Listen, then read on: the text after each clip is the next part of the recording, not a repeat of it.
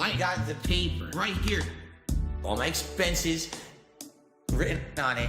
Right here. No more defenses. Because I wish I could have folded it. The people won't believe you. Talk about disingenuous. Won't let me prove what he's saying is true. I want to show them. It's too hard to expose. There's like 2 accounts that are personal accounts. They cannot be disclosed. I have to fold it 400 times. They think they really got me. I can't show you my bank account because this shit's origami. Make it make sense. I'm being honest. I don't buy it. I'm being honest. There's writing off this paper.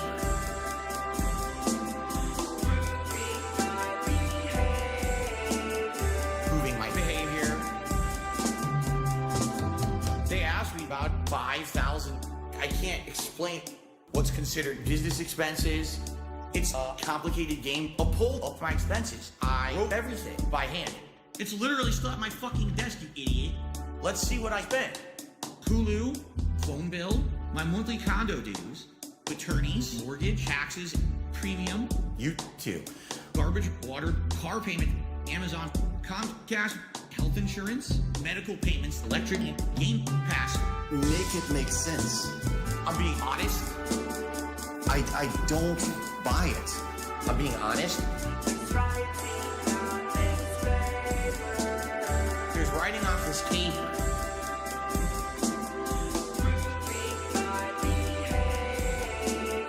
Proving my behavior.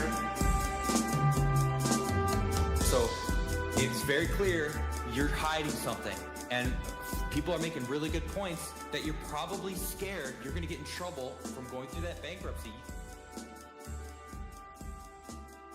Begging for money is never a good look for anyone.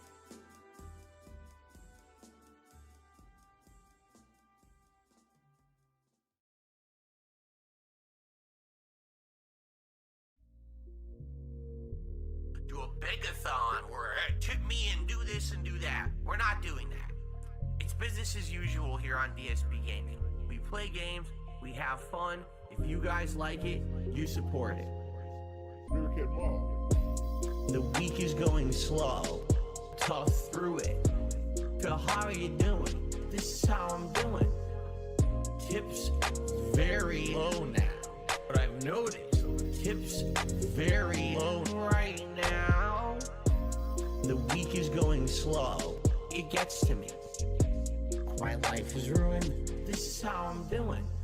And losers out there who thinks that they know shit, kiss my fucking ass and eat my right now. A full podcast booked, full gameplay streams booked. Everything's booked. Everything's booked. Can't do anything crazy. And I don't even have enough to buy groceries. It sucks. The week is going slow. Tough through it. So how are you doing? This is how I'm doing. Tips very low now. But I've noticed tips very low right now. The week is going slow. It gets to me. My life is ruined. This is how I'm doing. And losers out there who thinks that they know shit, kiss my fucking ass and eat my right now. So how are you doing? This is how I'm doing. So how are you doing? This is how I'm doing. So how are you doing? This is how I'm doing. So how are you doing? This is how I'm doing. Gentlemen, now it is time. It's a segment that everyone looks forward to. One of the highest rated segments of all time that I've ever done. All right? Ladies and gentlemen, it is time. Phil's day off. What's up, Piggy? Let's get it started. Big ups, Meerkat. It's my day off. Might leave the camera on and jerk off. It's my day off. Spend money on pulls and dumb shit. It's my day off. Might go out with my bitch wife, can't give me money today. Give me money This is today. where my fucking money goes to every month. Garbage dump, grocery shopping, pay my taxes, pet store, pay my bills, blowing his money on mobile games, blowing his money on this and that. I'm spending all this money buying DoorDash for my business. I need to put disgusting food in the mouths of my family members. Obviously, I need tips. Yes, I spend money on mobile games. Okay? These are my life priorities. Pay my taxes. It's my day off. Might leave the game on it, jerk off. It's my day off. Spend money on pools and dumb shit. It's my day off. Might go out with my bitch wife, cat. Give me money today. Obviously, I need tips. Give me money today. This is where my fucking money goes to every month. Shout out to the trolls. For those who contributed, thank you. It would be great if we get a few more tips. To make up earlier today, we did not hit the hat goal either. It's been a very slow day. It would be great if we could pick it up a little bit with maybe some contributions tonight with tips. If you can, just saying. You know, I know some people are super chatting or whatever. That helps long term, but right now I really can help. Tomorrow's my day off. The tips I'll have for my day off, you see? Give me money today.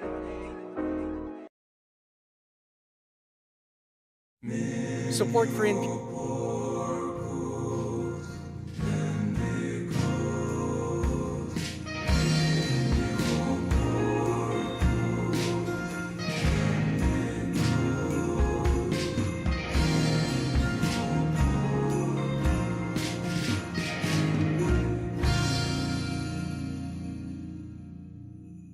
Casting spells, and we do love being here Saturday morning for an Atlas style stream. I appreciate all of you being here, whether you're at work or at the gym. I seen that. Big ups. Aging non-gracefully like the guy Infamous. Big ups. Thank you all for being here. I really appreciate it. And we're gonna start the Saturday morning off with the Atlas segment where I tell you how I've been. This is how I'm doing. I'm doing fine. The plants are growing. I don't have any pictures this time. I apologize. My phone was dead when I woke up, so I didn't get to take pictures while I watered them. But I watched movies this week, which was out of the ordinary for me. I'm not a big film enjoyer, not a big film watcher, but I did watch 3 movies this week, which is a lot. It's I watched Blade Runner 2049, the one with Ryan Gosling, and I watched American Psycho. I never seen that before. We did check Paul Allen's card. It was exquisite, I have to say. And yesterday I finished Oppenheimer. We are definitely moving that way, that's for sure. So hopefully you guys have seen those films, and that's enough information for you to remind you that they exist, I guess. I don't really know what the point of the segment was, other than to tell you how I'm doing, which I appreciate you guys caring about. You guys know how this goes. We're going to start at the beginning of the week. We're going to move chronologically, and I'm going to show you all my favorite parts that I may or may not even remember, and I don't want to be here all day. So we're going to get to it. Once again, thank you all for being here. It's robust and meaningful to me, of course. Well, let me tell you Pick up something, Snort Hogan brother. for this clip. Snort, snort, snort, Hogan. Drip, Snort. Snort. I got the drip. Go. All right. So, guys. So if you haven't seen it, this is from Monday. This is the final Blueprint stream. This is not the final Blueprint stream. I just made that up. I just remembered what this clip actually is. It's fucking terrible. This is one of the worst begs I've ever seen. Surprise, surprise, the guy is begging, I know. But this, when I woke up to it, was absolutely egregious. It's disgusting. It's shameful. It's nasty. And I really can't believe that he would subject his audience to this this content, in all honesty. Irie in chat saying, "Oh, blueprints, you know." If we're gonna do it again, we got to hit the goal. All right, here, let me go full screen for blueprints. Hold on. Here we go. If we hit the goal, then we'll do it again. But if we don't hit the goal, then that's it. That was the arrangement. Because I realized that not a lot of people like this game. We don't get a lot of attendance when I play it, but it seems like there is a small group that really like it. I'm one of them. Again, I keep saying this. I'm one of the people who like it. He's the only person who enjoys this fucking game, I swear. How many weeks have we done Blueprint segments, at least here, Saturday morning, right? Is this the 3rd or 4th week now that we pretty much open complaining about nobody giving money for Blueprints? We complain about people not supporting games that he definitely does want to play. Like, I just don't understand how many weeks in a row you can say the same. Well, I guess that's my show too. But I don't know how many weeks you can go in saying the exact same thing and making no change, right? There's no differences here. It's the same shit day in and day out. But he's just now, I guess, addressing that nobody likes this fucking game and that he's the only one. And Demi Fiend asking why there's no live chat saved after the stream. There's supposed to be. Live chat replay is enabled. And if there's not, there's nothing I can do, dude. That's why I keep playing it, despite the fact I get yelled at every time I play it. Like, literally, I get yelled at. Why are you playing Blueprints? This game sucks, right? True, so, like true. I said, if we hit... I've never played the game, but it's not my style, and I fucking hate seeing it. It's one of those games where if you're not into it, it's just the most abysmal watch in history. And not every game is like that either. There's definitely games out there that you don't have to be into to watch and still somehow enjoy through the commentary or whatever. Blueprints is not that. Because there's no commentary. Goals, I will do it again. But we have to hit it in the next 15 minutes. Because that's the end of the stream.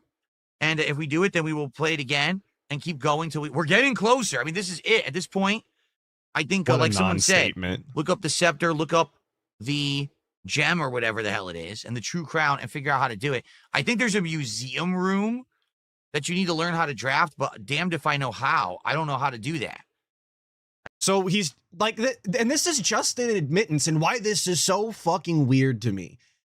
Like, people are actually telling him, just look up the shit and then get the ending live on stream and you can be done. And that's what he's doing. He's just looking up the solutions to these puzzles, or he's being handheld by other people who have looked up the solutions, right? So what is the point? What are we getting out of this, right? If you played the game on the hardest difficulty and you looked up, you know, the meta and all of the weird, cheesy glitch ways to do things or whatever, I would imagine that some sort of satisfaction from the achievement would be taken away, no? But to the guy, the literal puzzle game, cheating to solve the puzzles is just as good as actually authentically solving them.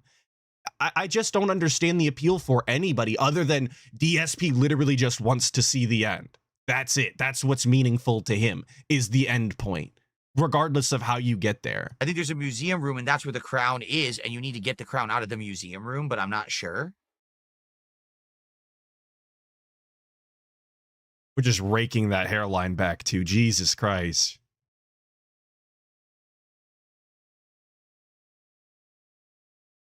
Don't do it for Blueprints, do it for Mod Pizza. Well, that is true, too.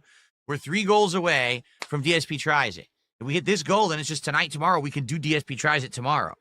All right? But we need to hit this goal right now, or else it not only is at the end of Blueprints, but we're also not going to be doing Mod Pizza tomorrow unless we have, like, a miracle tonight on the late stream. For the record, I did not watch Mod Pizza. I will never watch Mod Pizza, or at least him eating it. I don't care. I've never cared.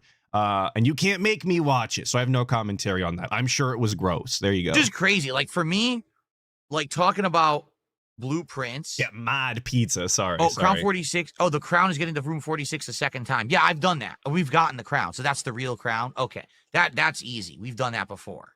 So you're saying there's a scepter and there's another thing, a gem in addition to the crown, that you all need to get in one run and get them all to the throne room. That's pretty crazy.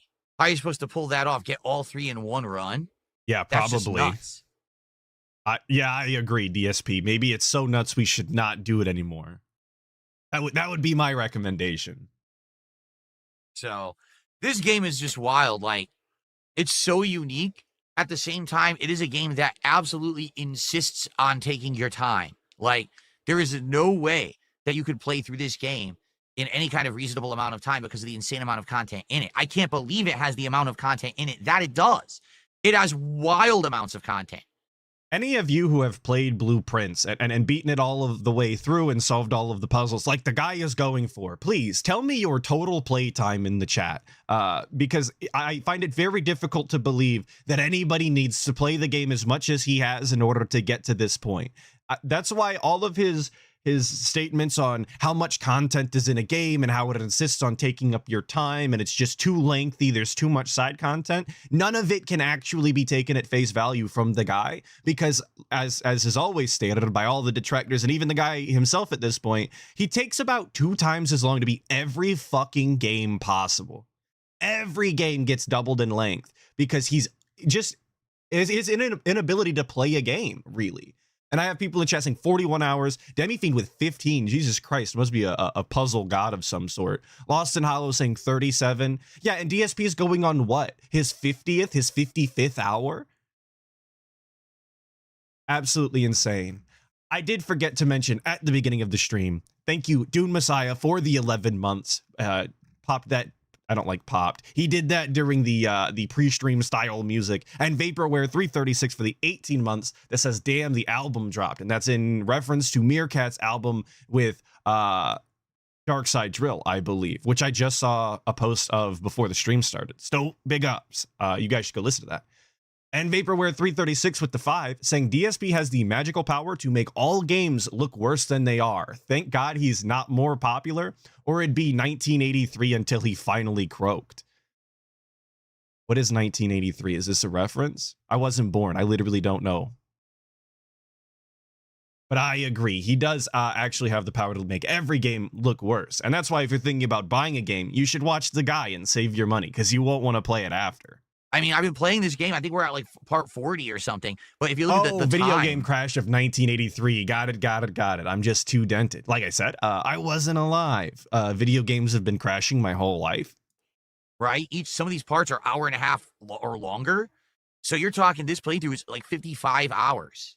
And we're still not done. It's so wild. Yes, 55 hours. I was close. I was very close. So insane. That was off the dome. I don't even know. Is it good content? Someone just asked on King. Depends on the kind of person you are. No, it's not good content. Do you only like action?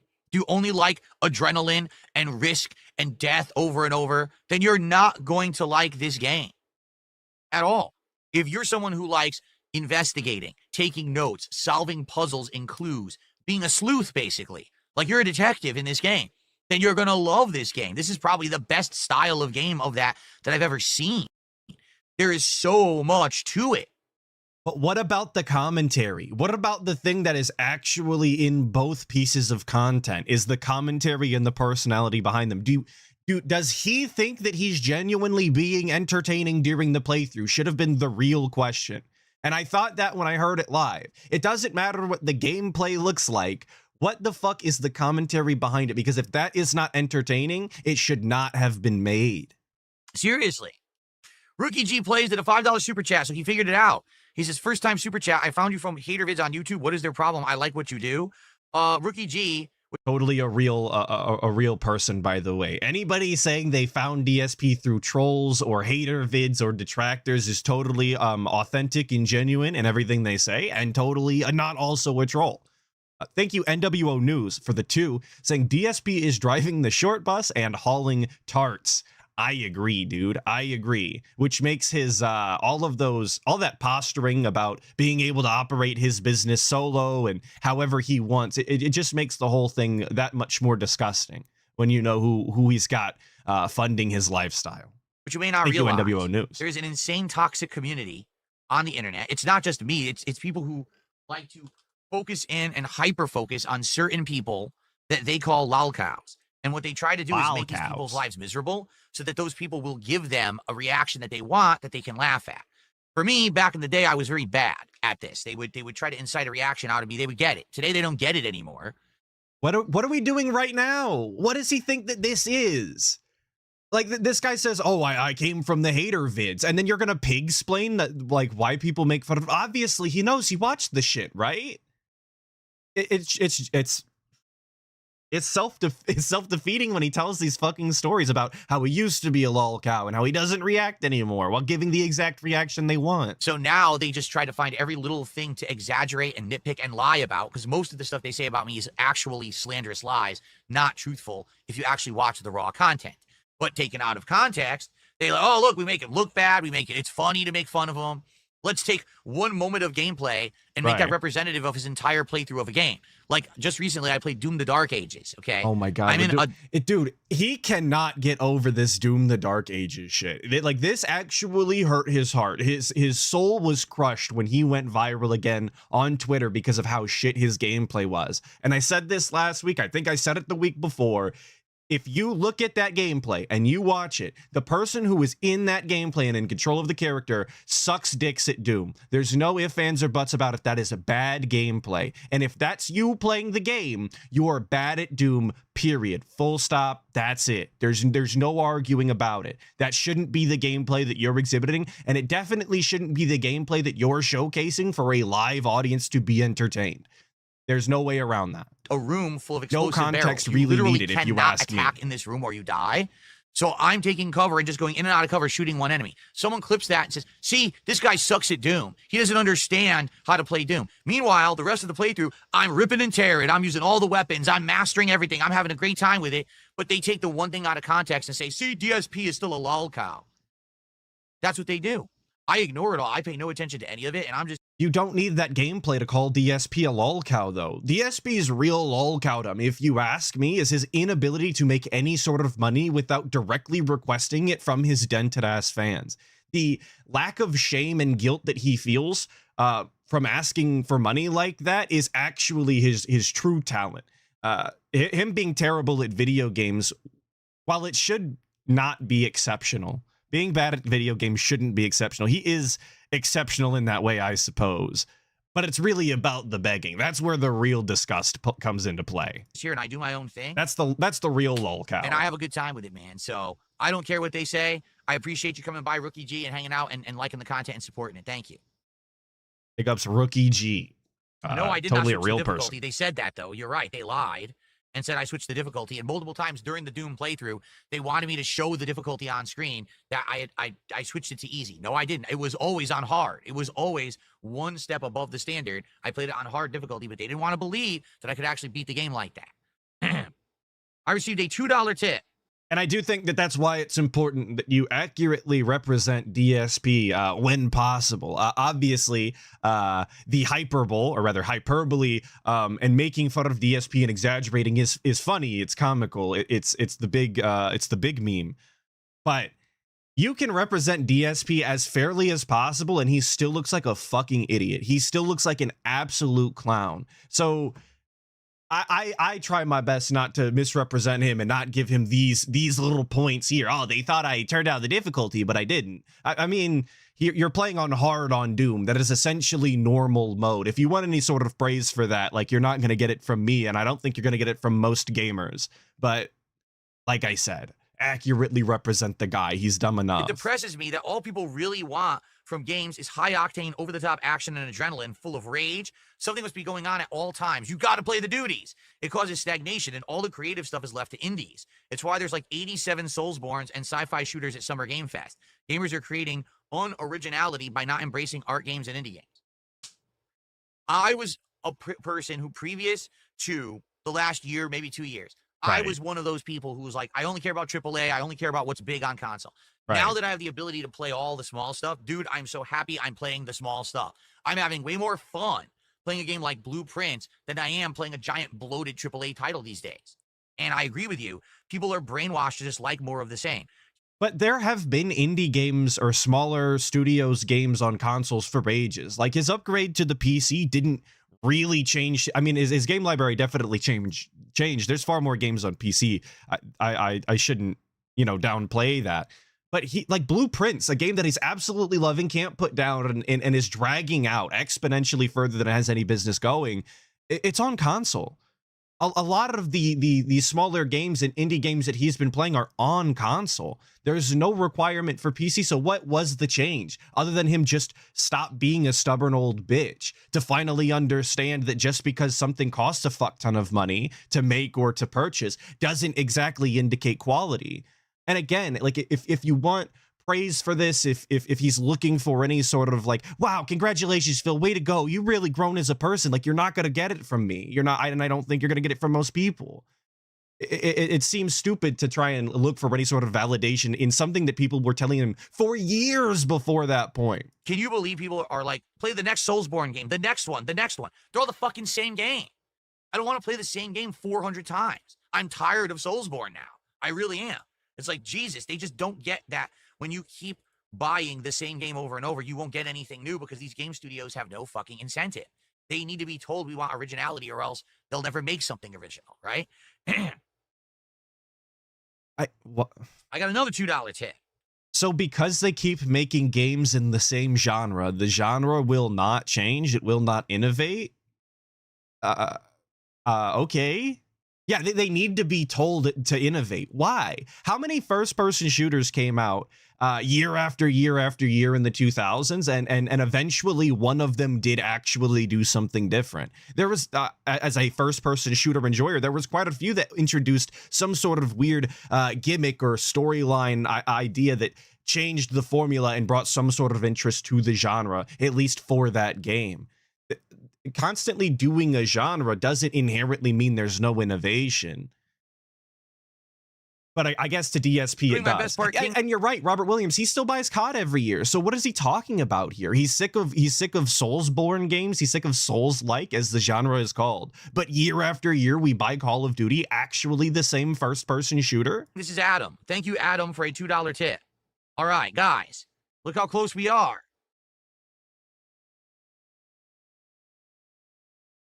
Guys, look at how close we are. And I want to remind everybody that we're still on the tail end of the Blueprint stream. We are still holding out that this game hits the tip goal. 7 minutes with no gameplay, literally just waiting around for money. 35 to go to have Blueprints continue. I'm literally including this in the Blueprints part because I want the people watching on demand to know if we're actually going to continue the playthrough or not. They deserve to know.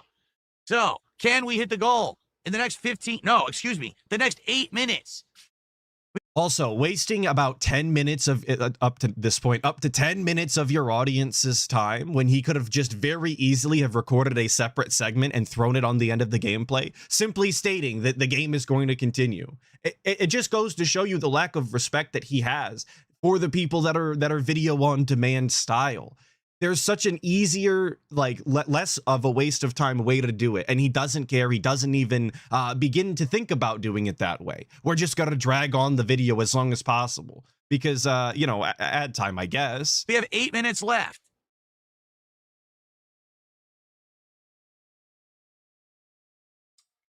Literally sitting around for money. Come on, man. And this isn't even indicative of them wanting the game to continue. That's what gets me the most about this. If you have to do this, the game should stop. There should be no continuation. Big ups, King Michael. Come on, let's rally some support right now. Only 35 to go. Let's get a couple subs over on Kick. Let's get a super chat. Let's get a membership. Let's get a tip. One of each. If we go boom, boom, boom, boom, we'll get it right now. I'm not asking one person to drop 35 bucks. It could be a group effort. It can be done. Right now, let's save Blueprints. Come on. Come on. My favorite DSP beg is when he brings out the come on. He does it a lot, obviously. A classic that's been included in many a song. This will make DSP tries it I'm a big come on viable fan. for tomorrow. It will make it much more viable for tomorrow. And I did speed this up. We're now at 1-2. Suiko says, do you I didn't think want to you waste ever all your watch time. content of stuff you missed in games you eventually dropped, like the ending of Blueprints if it ends up ending today? I don't know.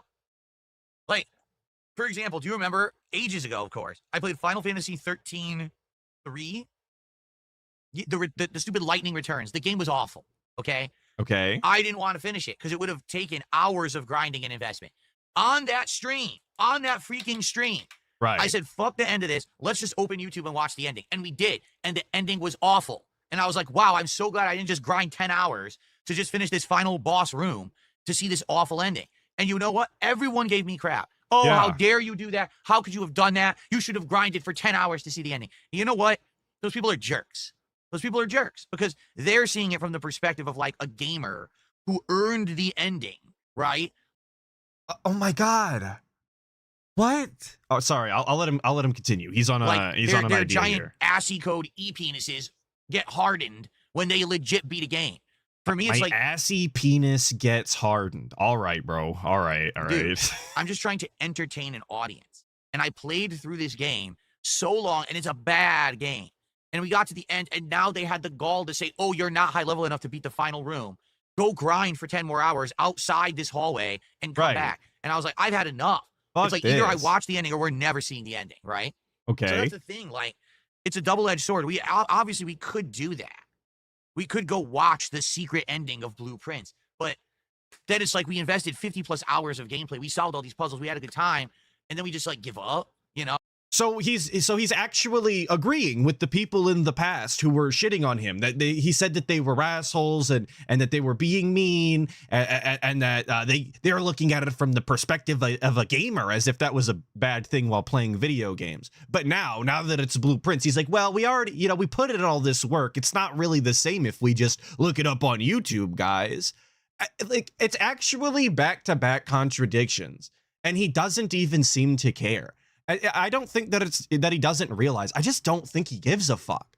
And it's so weird to me that somebody can communicate this way live in front of people and think that this is just an okay way to live. I don't want to give up. I do want to see the end, but man, I don't know about you guys are telling me to get the crown, this hidden scepter, and a gem, and then go back to the throne room. That's the ending. Like, oh my god, how do we do that? Well, just look it up, you bum. You already said that you were going to fucking do that. And yeah, Kevin, grinding for 10 hours in Final Fantasy 13-3 is bad, but grinding for tens of hours in Blueprints solving shit-ass puzzles that he's not even really solving equals good. You're right. I added a little bit more into that, but we're on the same page. On earth do we pull that off? I don't know. I received a $2 tip. I never get why people on the stream complain about how much a game sucks, or it's woke, or it's boring, and then they stay the entire stream anyway. I'd get too bored if I was doing that. I'm sure you'd rather have 50 people enjoying themselves over 300 complainers. Yes, but you have to understand the complainers have no lives. They're LARPers. They're not actually my fans. They're people who literally crap on everything I do anyway. They're the same people who said my Doom playthrough sucked. They're the same. But they're the majority of his audience. Sorry if I marble mouth that, but that's just the way that it is. To say that they don't pay his bills, this, that, and the other, as far as his ad revenue is concerned, or getting paid on Kick, they absolutely do have an impact on his business, whether he likes them or not. People that say, oh, I suck at Lies of P. That's who they are. Those are LARPers. Those aren't fans. Those are just dickheads sitting here to try to crap on the stream so people will think it's a bad stream. That's exactly what it is. They're losers. They have no lives. I received a $5 tip. It's just an anonymous $5 tip, no name attached. Thank you for $5. Guys, 122. We are 28 away, but we have to hit it right now because I'm going. This is the end of the stream. Guys, I'm really gonna go. I'm gonna leave. left. Spoiler alert, there's 10 more minutes left in this fucking clip. Have to hit the goal, continue Blueprints, get momentum for DSP Tries It tomorrow. Can we do it? And we do it. Come on. Come on, DSP. Hit us with the come on. No, we're just gonna mean mug the fuck out of chat. Jesus. See, here's the LARPers over on Kick. They're going, hold contributions, hold. No, I really have to go. So I really gotta go, guys. Look at me. Continue. I'm basically walking out right now. Look at this. Chair condom's still on. The stupid Dupixu or whatever the fuck in the back still on. Really about to leave, guys. Save us GTA 6 if you want someone to step up. You know what? There's no one better in life to step up and take control of a situation than you yourself. I want you to walk into your bathroom and look in the mirror, look at your own face and say, I will take control. And then you're going to walk back here and you're going to contribute. Absolutely fucking hysterical coming from the guy who for 17 years now has basically been blaming everything on everybody else the whole time. Every shortfall he's had, every tragedy or controversy that he's been in, all of it is everybody else's fault. Yet the change that you want to see starts with you, and there's no better person to do it, right? Yeah. You're the one that's in charge of your destiny. But there's nothing that DSP could do, of course.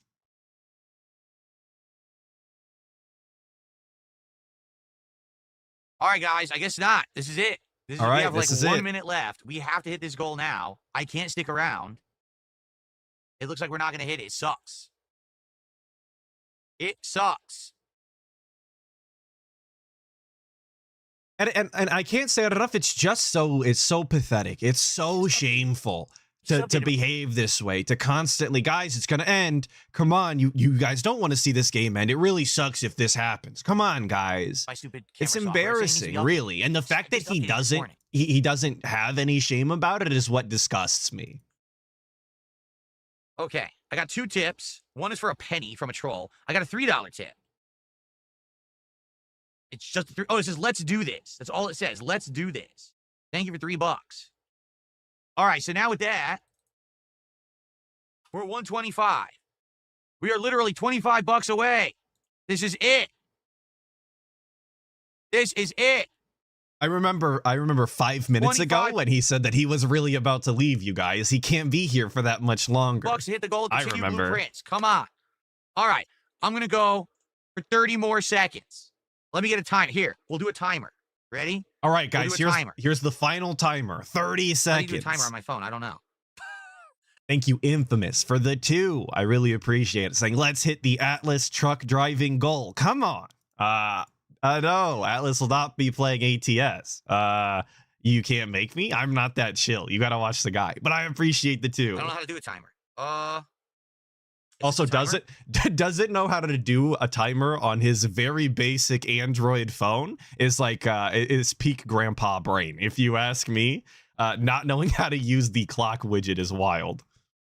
The clock app. All right, can we do it? Start. All right, final Okay, here 30 we go. seconds. It's counting down right now. 56 seconds. 55. Wait, 54, what? I thought we were only here for 30. What do you mean last 56 seconds?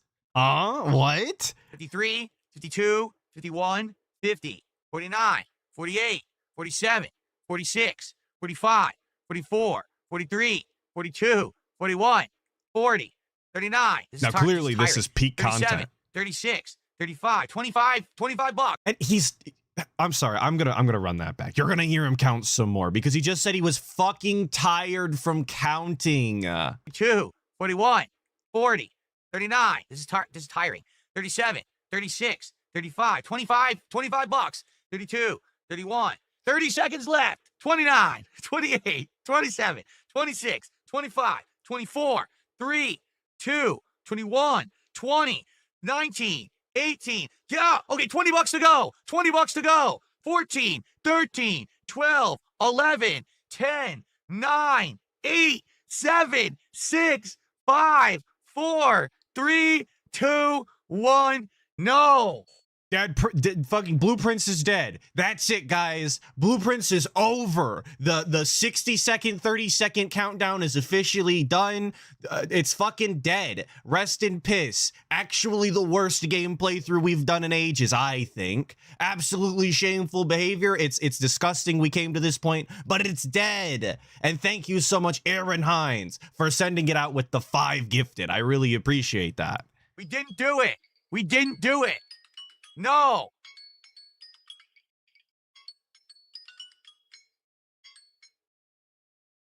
We didn't do it. Based off We of real didn't did do gift it. this up. It's fucking gone. And that got us to 130. But that's it. We ran out of time. Wait, 2 tips just came in. One for $2. A $2 tip from Only Iced Infinite. $2. So now we're at 132, and then a $2 tip. Another one. What is the $2? You see how none of it fucking mattered? You see how we just wasted 60 seconds on the stream and the stakes weren't even actually at play? One might even say there was no stakes at all. If you were the guy. The gimmick is even made fucking more stupid and more pathetic if it never mattered and was never going to make a difference. Just an actual waste of time. Thank you, Vaporware336 for the 5, saying the equivalent of a bum shaking an empty soap can in your face for spare change. Just so incredibly shameful from the dancing monkey. Absolutely. Absolutely. You know, there was another content creator that got compared to a dancing monkey on the street the other day. I'm trying to remember who that was. Yes, Anissa's husband. That's right. Open your wallets, this person Just said, as shameful for $2. if you ask me. Open your wallets. Guys, we're at 134. We didn't do it. Can you believe it? That's a great point, T-Ling Soldier. This is the equivalent of those sales timers on websites that roll over and restart. Absolutely, that's exactly what it is. It's just it's so shameless, and you would look at that from a company and just find it despicable that they would prey on people that way. Yet DSP does it unironically with no shame whatsoever, live to these people's faces. 134, and we didn't make it for blueprints. All that work. And he keeps saying it's over. Like, we've sealed the coffin. Why is this so exhausting? Why can't we just hit the goal? Why is it so exhausting? Why?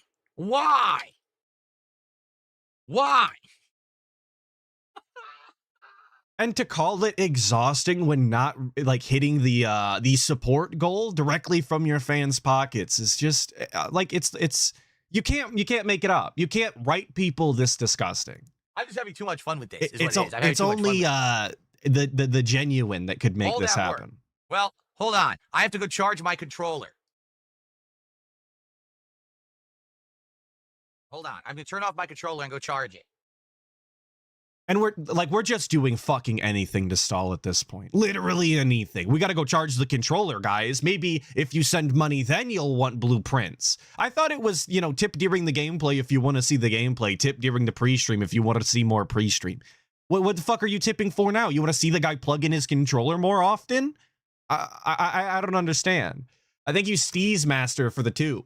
Saying, I don't have to shill bullshit, guys. Exactly. Obviously, this is true, authentic support from real fans. And NWO News with the 2 saying, DSP is the deal dash of streamers. Real NWO News. We'll see what happens. And a guy with long hair pointing out, thank you so much, saying, this is still in the video. So if you go and check the last Blueprint stream, or rather video on demand, this is on the end, because of course this is super important to all of the people who are here for the gameplay. I received a $2 tip. Come on, $2. Save Blueprints, this person says. Another $2 tip. Are you kidding? We are now at 136. What is going on? Come on. All right. Hold on a second. I just received a $16 anonymous tip. 16 bucks. At the same time, a 20 euro super chat just hit from Daniel United 115. Whoa, Daniel. So there's a $16 anonymous tip. That gets us to 152. And then there's 20 euros from Daniel United, which is actually the biggest super chat of the day. Did we hit it? Guys, we hit it. Which 152. Is more than 20, but I'm not going to do the currency conversion. So we actually hit 172 for Blueprints. 172 even. Holy shit, guys. Guess Holy what? Crap. Well, Blueprints is alive. Ladies and gentlemen. We made it. We have done it. We have done it. It was the most exhausting endeavor ever, but we have done it. We have revived Blueprints. We hit it with the defib unit. The heart has started once again. We've reopened the coffin. We've dug it up. We did all of it. Hit the goal for Blueprints. Blueprints lives. And the it was prince totally will never real die. and authentic. The prince will only continue his journey to become the king of the castle. He will get his scepter. He will get his crown. He will get the royal jewels. And he will sit on his throne and see the ending because you supported it. You supported Blueprints, and it will be back next week. And it's... Okay. It really is, Demi-Fiend. It's so cringe. And I seen Schwookdev saying, Atlas could never beg this exhaustingly. No, I don't fucking have the energy for all of that, to steal money out of anybody's pockets that way. If I'm going to expend that much energy, I might as well just go to work. It really comes down to that. Like, if you're gonna spend that much energy, that much time, just go to work. I gotta go. Thank you guys so much. Blueprints will continue next week. There's nothing wrong with going to work instead. Okay. Everyone, enjoy the break. Tonight, we got a brand new game. Brand new game, If you want guys. to chill if you want to relax, if you want to have a great interactive time with me, if you enjoyed those fishing streams that we did a few years ago, I think it was around 3 years ago, was it not?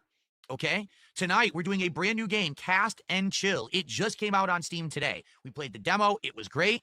We're going to be fishing tonight. You know what? All right, so it's gone again. Jordan Fadeaway with the 5 saying, heard of E-Thoughts? Then let me introduce you to DSP, an E-Slop content creator. He comes complete with gout action grip and 6 E-begging phrases. Oh, 6 E-begging phrases. Buy now. Now that's a real collectible I would have to purchase, of course. It would be robust and meaningful to me. Now, this is still supposed to be on the end of the Blueprints VOD, by the way. Because you guys keep asking. I'm going to test it right now. You ready? Ignore it. Don't look at it. It's a feature. Ready?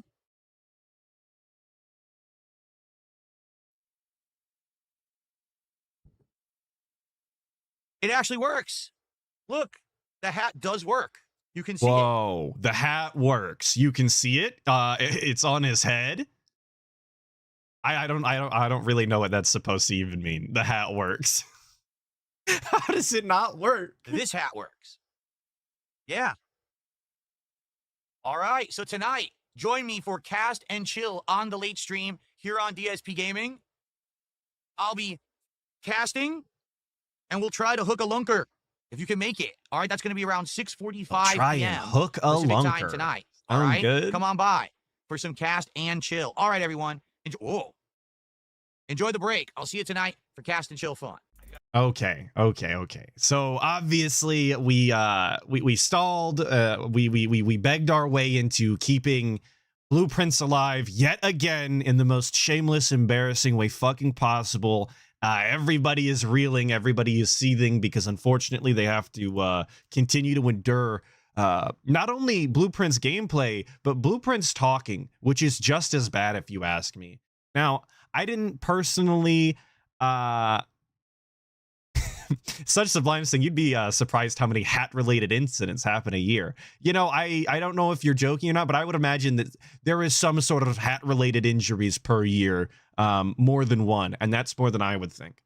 But I did not watch any of the Cope and Chill fishing segment. I honestly didn't even realize anybody posted any gameplay from it or any segments from it at all. But I did instead watch the Daily Cope afterwards, which maybe come as a shock to you, rather.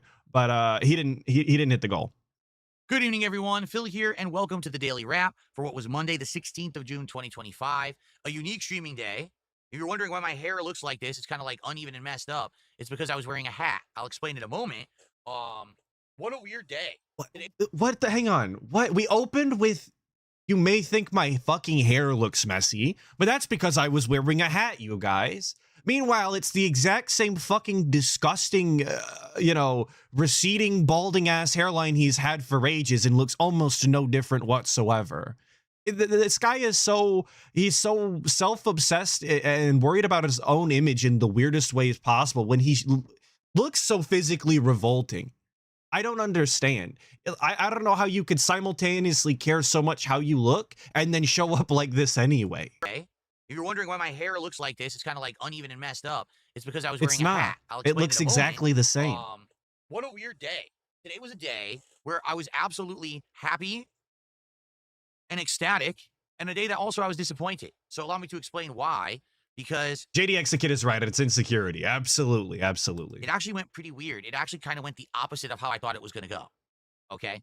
In the morning, we did a level 1 podcast, but it was an abridged version, meaning it was not 2 hours like usual. It was just, I think, just under an hour.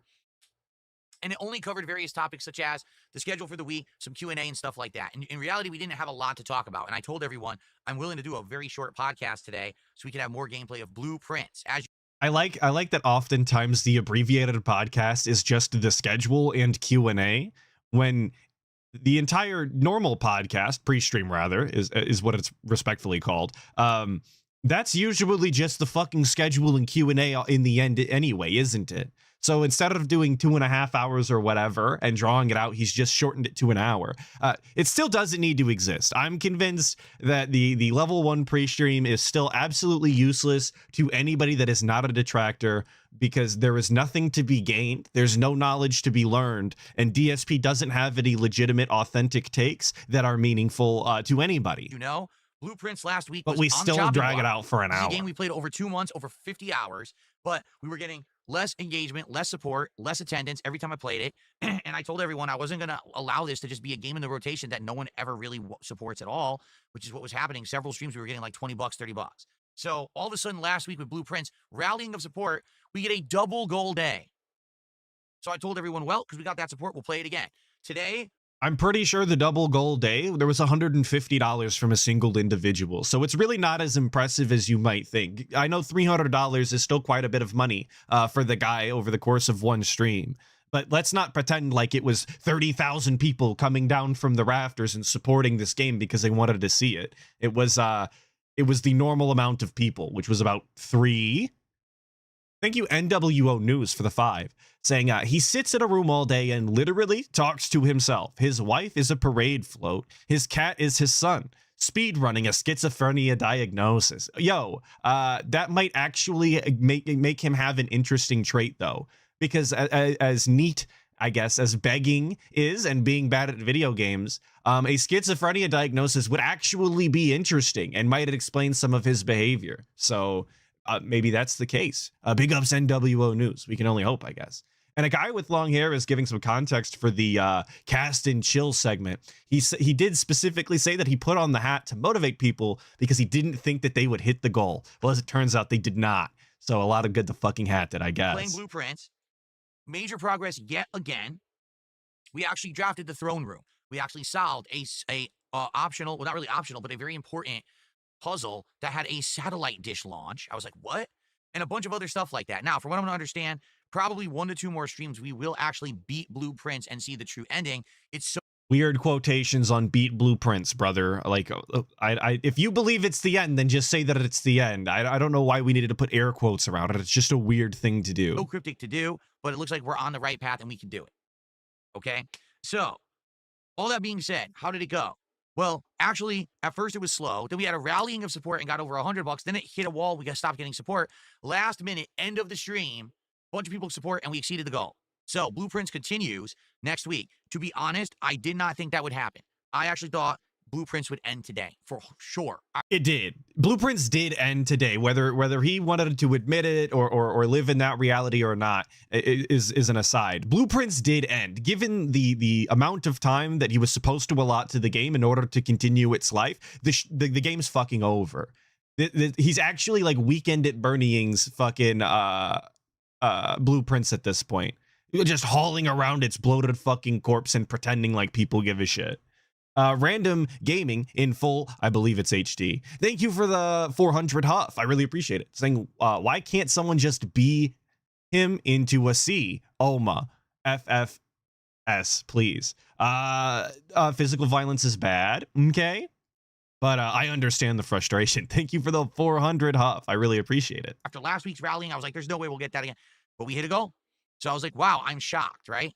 So now what's the late stream? The late stream is a new game called Cast and Chill that just released on Steam today for like $12. It's normally $15, but it's on a sale.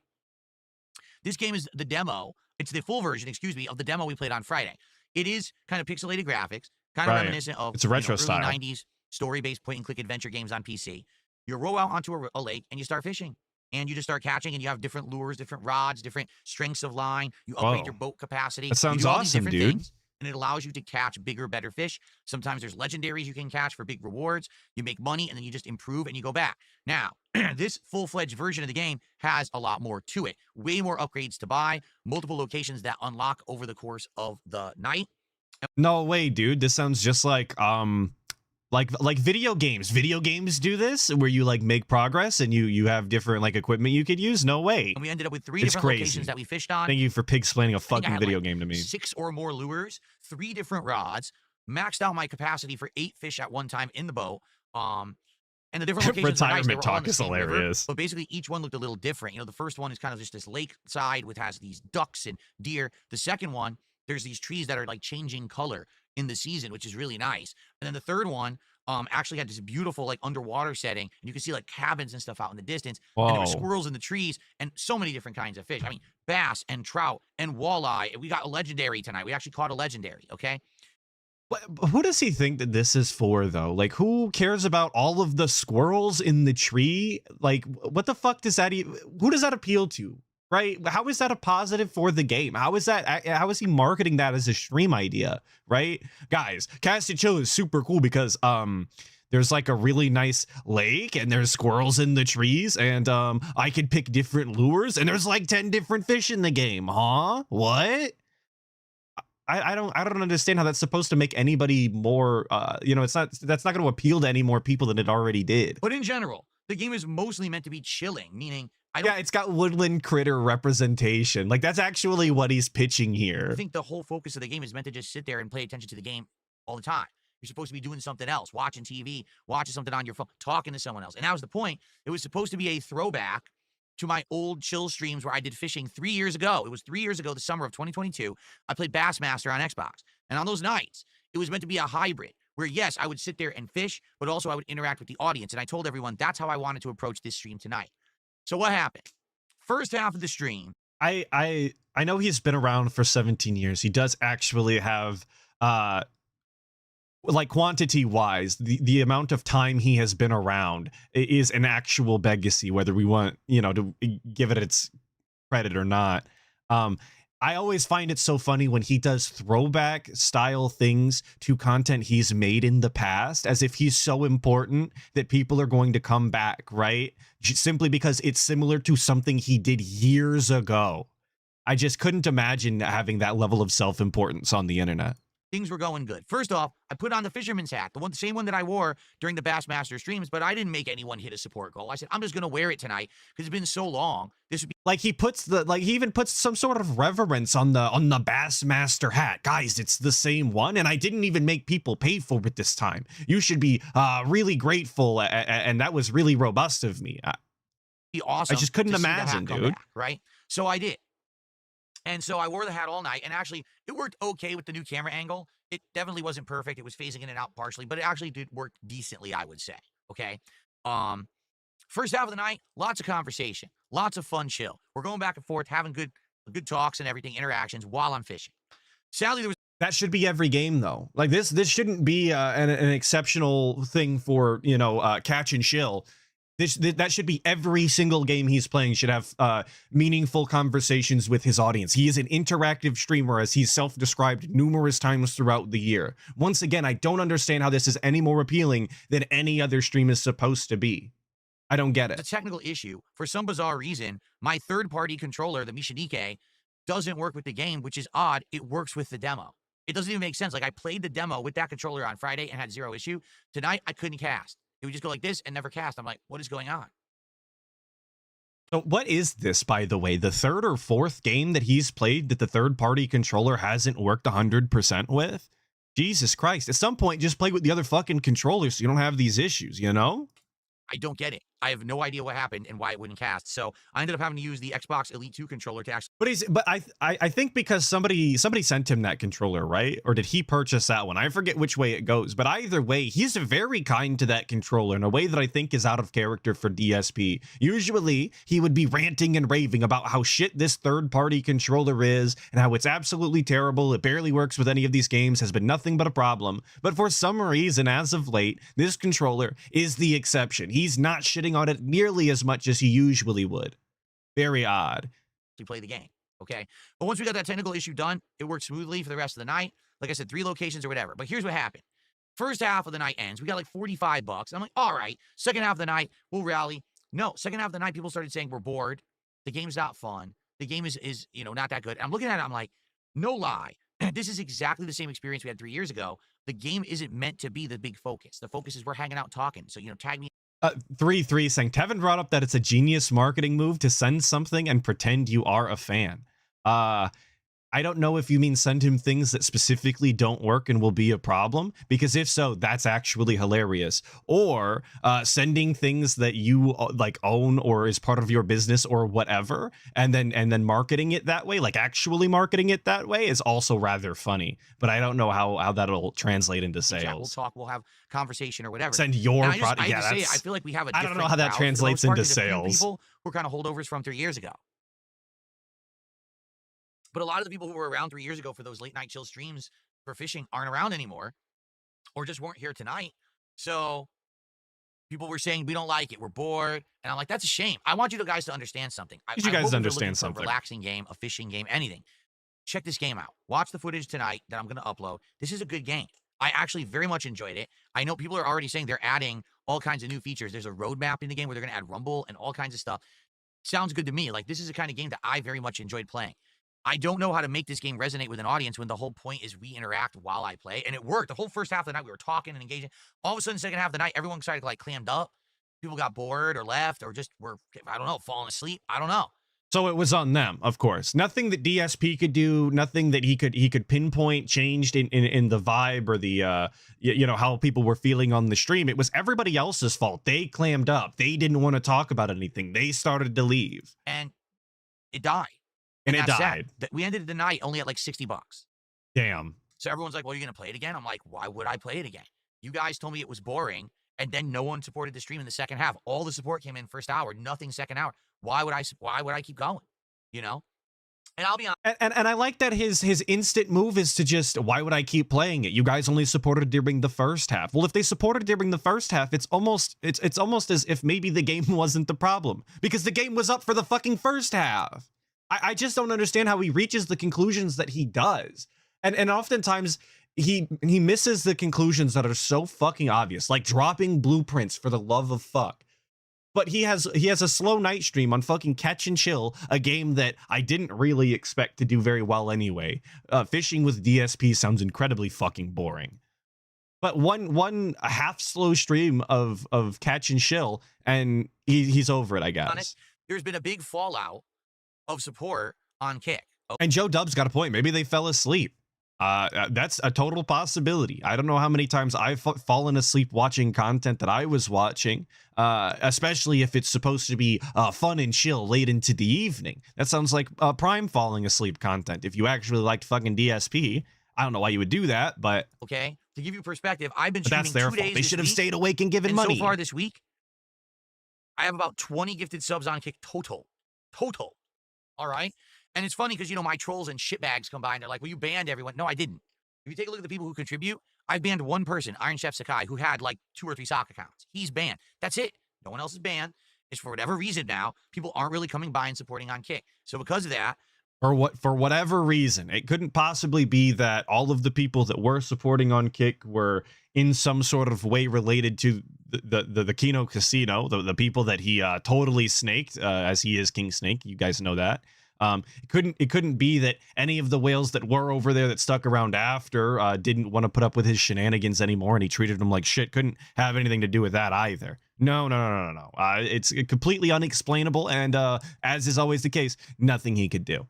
Thank you, XJS, for the 6 months. The day he dies on stream will be the day of the rapture. I can only hope that it happens on stream so that his channel can be taken down forever for breaking TOS, for dying on stream. That's my hope. And it's what he would deserve, to have the legacy taken away in his final moments. How robust would that be? you know, that used to help. That used to boost the streams and get us to the goals. It's, you know, we're getting 1 sub here, 1 sub there, and I'm appreciative of that. I am. For those who are coming by and actually, you know, dropping a sub here or there, I do appreciate it. But basically, you get a night like tonight, it's like, I don't know what I'm supposed to do. I'm interacting with the chat. We're having conversation. I'm trying to be as fun as I can while I'm playing this fishing game and learning it. Same exact thing I did 3 years ago with Bassmaster. 3 years ago, everyone loved it, and those streams did amazing. Now, this stream tanks. Literally shrugging his shoulders, throwing his hands up. And I posted this on Twitter. It was a different segment, but it was the same sentiment. Just because he did it 3 years ago when it worked does not mean that it objectively just has to make money the second time around. The second coming is not guaranteed infinite cash. I don't care. It's never worked that way. It's never gonna work that way. Not in content creation, no sir. So I guess that's And it's I think it shows you a lot about his mentality that he thinks that it should work that way or that it will work that way. That is his plan going in. He expects it to do just as well. I just that's insane. it for Cast and Chill. All right. But I hope that you will still watch the gameplay and enjoy the game for what it is. I really enjoyed it. I'm sad. I'm legit sad. Here's why. Number one, I thought Blueprints would tank today. And that would be the end of the playthrough. But it did. It didn't hit the well. It didn't tank. You guys seen it though. At the end, he had like $100 fucking. It didn't survive, but he, you saw it. I'm not gonna pig explain to you. thought Cast and Chill, being that we have a track record of fishing games working, would have actually done well. I legit thought we might hit 2 goals tonight, and then we do DSP tries it tomorrow. I like that we have a track record of fishing games doing well. I like that we can say that. We can rope that into our legacy. We have a record of it. Instead, now we're stuck at 18 out of 20, and we're probably not doing it tomorrow unless a miracle happens on the first stream. So, yeah, it is. It's disheartening. I thought it was going to be the opposite, and it was the complete opposite outcome that ended up happening. And now Cast and Chill, a game that I bought and was hoping that we were going to play a bunch. I'm not playing it yet. Well, maybe if you would have done an extra 23 minutes of begging on the end of it and including a timer, maybe he would have hit the goal. Maybe that is the strategy moving forward. Every time we don't hit the goal, we just sit around for 30 minutes and yell about it. It worked the first time. We have a track record of it working, so I feel like we should do that moving forward. Thank you, Crooked Hound, for the 5. Saying, fun fact, fun people don't have to try to be fun. I agree in part. I like to think of myself as a fun individual, but not always. Sometimes it's all low energy and I can't be bothered. Thank you, Crooked Hound, for the 5. But you're right when it comes to the guy. It is what it is. Enjoy the gameplay. Brother is supposed to be see it go entertaining already so soon, but I think it's a great game and I hope that you'll give it a look. Okay. So now here's the deal for tomorrow. There is no podcast on Tuesday. I'm going to repeat that. We're skipping the podcast. Instead, I'm just going to chill with you guys for like 15, 20 minutes. And then by 12 p.m. Pacific time, we're starting with Onimusha 2 HD. This is a game that you guys wanted to see last month, but I told everyone that I was going to skip it at the time, that it didn't make sense to play it because there was too much going on with other releases that were lingering. Well, now we've got Clear Obscure done. Blueprints, we're only playing once a week. We got time in the schedule for it. So we're going to do it starting tomorrow. Now, if you've been waiting eagerly for Onimusha 2, if you like the Onimusha 1 I don't like the way he was just jiggling his fist like that into the camera. I don't like that. That I did last or a few months ago. Please come by, engage, and support with this stream. If we hit 2 goals during the stream, we will be doing DSP Tries It Mod Pizza tomorrow. Pizza. All right. Okay. All right. I don't need to hear any more shilling for Onimusha or however he's saying it. I don't know how it's properly said, but I don't need to hear it anymore. We're going to be moving on to a couple of shorter segments from the next day, or maybe this was Wednesday. I don't know. You'll see the timestamps on it. Like I said, shorter clips. People watch at all. This is DSP saying that he does not people watch when he goes outside, which is really weird to me and unexpected coming from DSP. He talks shit about everybody on the internet. He's so informed and knowledgeable about how other people think and the things that they do, yet he doesn't people watch when he goes out into public. Very, very strange thing. Thank you for the big tip, Shinkin. Appreciate that. I got a $1.30 tip here. Sorry, that's probably really low. Whoever cut this clip, it was me, should go to hell. It's a troll. Troll. What's hilarious is that people actually say things like, why would we be jealous of you? Well, let's... Snort Connoisseur is asking, what is people watching? If you ask me, people watching is exactly that. When you go out in public and you spend a large portion of your time watching what other people are doing and the things that they say and then the ways that they move, because it's interesting how other people do things in public. I'm a very big people watcher. Maybe you could have told that by the way that I watch DSP and make fun of all the things that he does. I very frequently go out to dinner and then just ear hustle the conversation of the table next to me and then laugh at it with my girl. That's one of my favorite activities. Real talk. See, because at any given moment, I could turn on a camera, I could talk about whatever I want, I could do whatever I want, I could have a good time, and I make a good living doing it, and I'm happy, and I'm married, and I'm successful. Yes, exactly, DSP. How robust that is for you. He's happy, he's married, and he's successful, doing whatever he wants. You are a loser sitting at home behind your keyboard, typing horrible things about me and my family because you're jealous. That's you guys. You guys are all fucking seething, reeling in jealousy because you want this setup. You want a fat wife. You want a broken bathroom with no toilet and no shower. That's what you would like, but you're too stupid to get it. Obviously. Come on now. Sorry if you can't deal with that, but it's still true. It doesn't matter how much you deny it. It's still true. People are mad that Darkside Phil is successful. You're fucking pissed that DSP is so successful. I mean, he has all of the hallmarks of success, dude. Begging every day to buy groceries and eat fast food. I mean, who wouldn't want to live that lifestyle? They are angry. They're upset. Why would you be upset unless you were jealous? There's literally no other reason. What? There's no other reason to be upset about I guess anything, more specifically about DSP, other than that you're jealous. You can't be disgusted by his behavior and think that he's acting immorally. You cannot find him utterly pathetic and shameful. You can't find him disgusting. You none of that.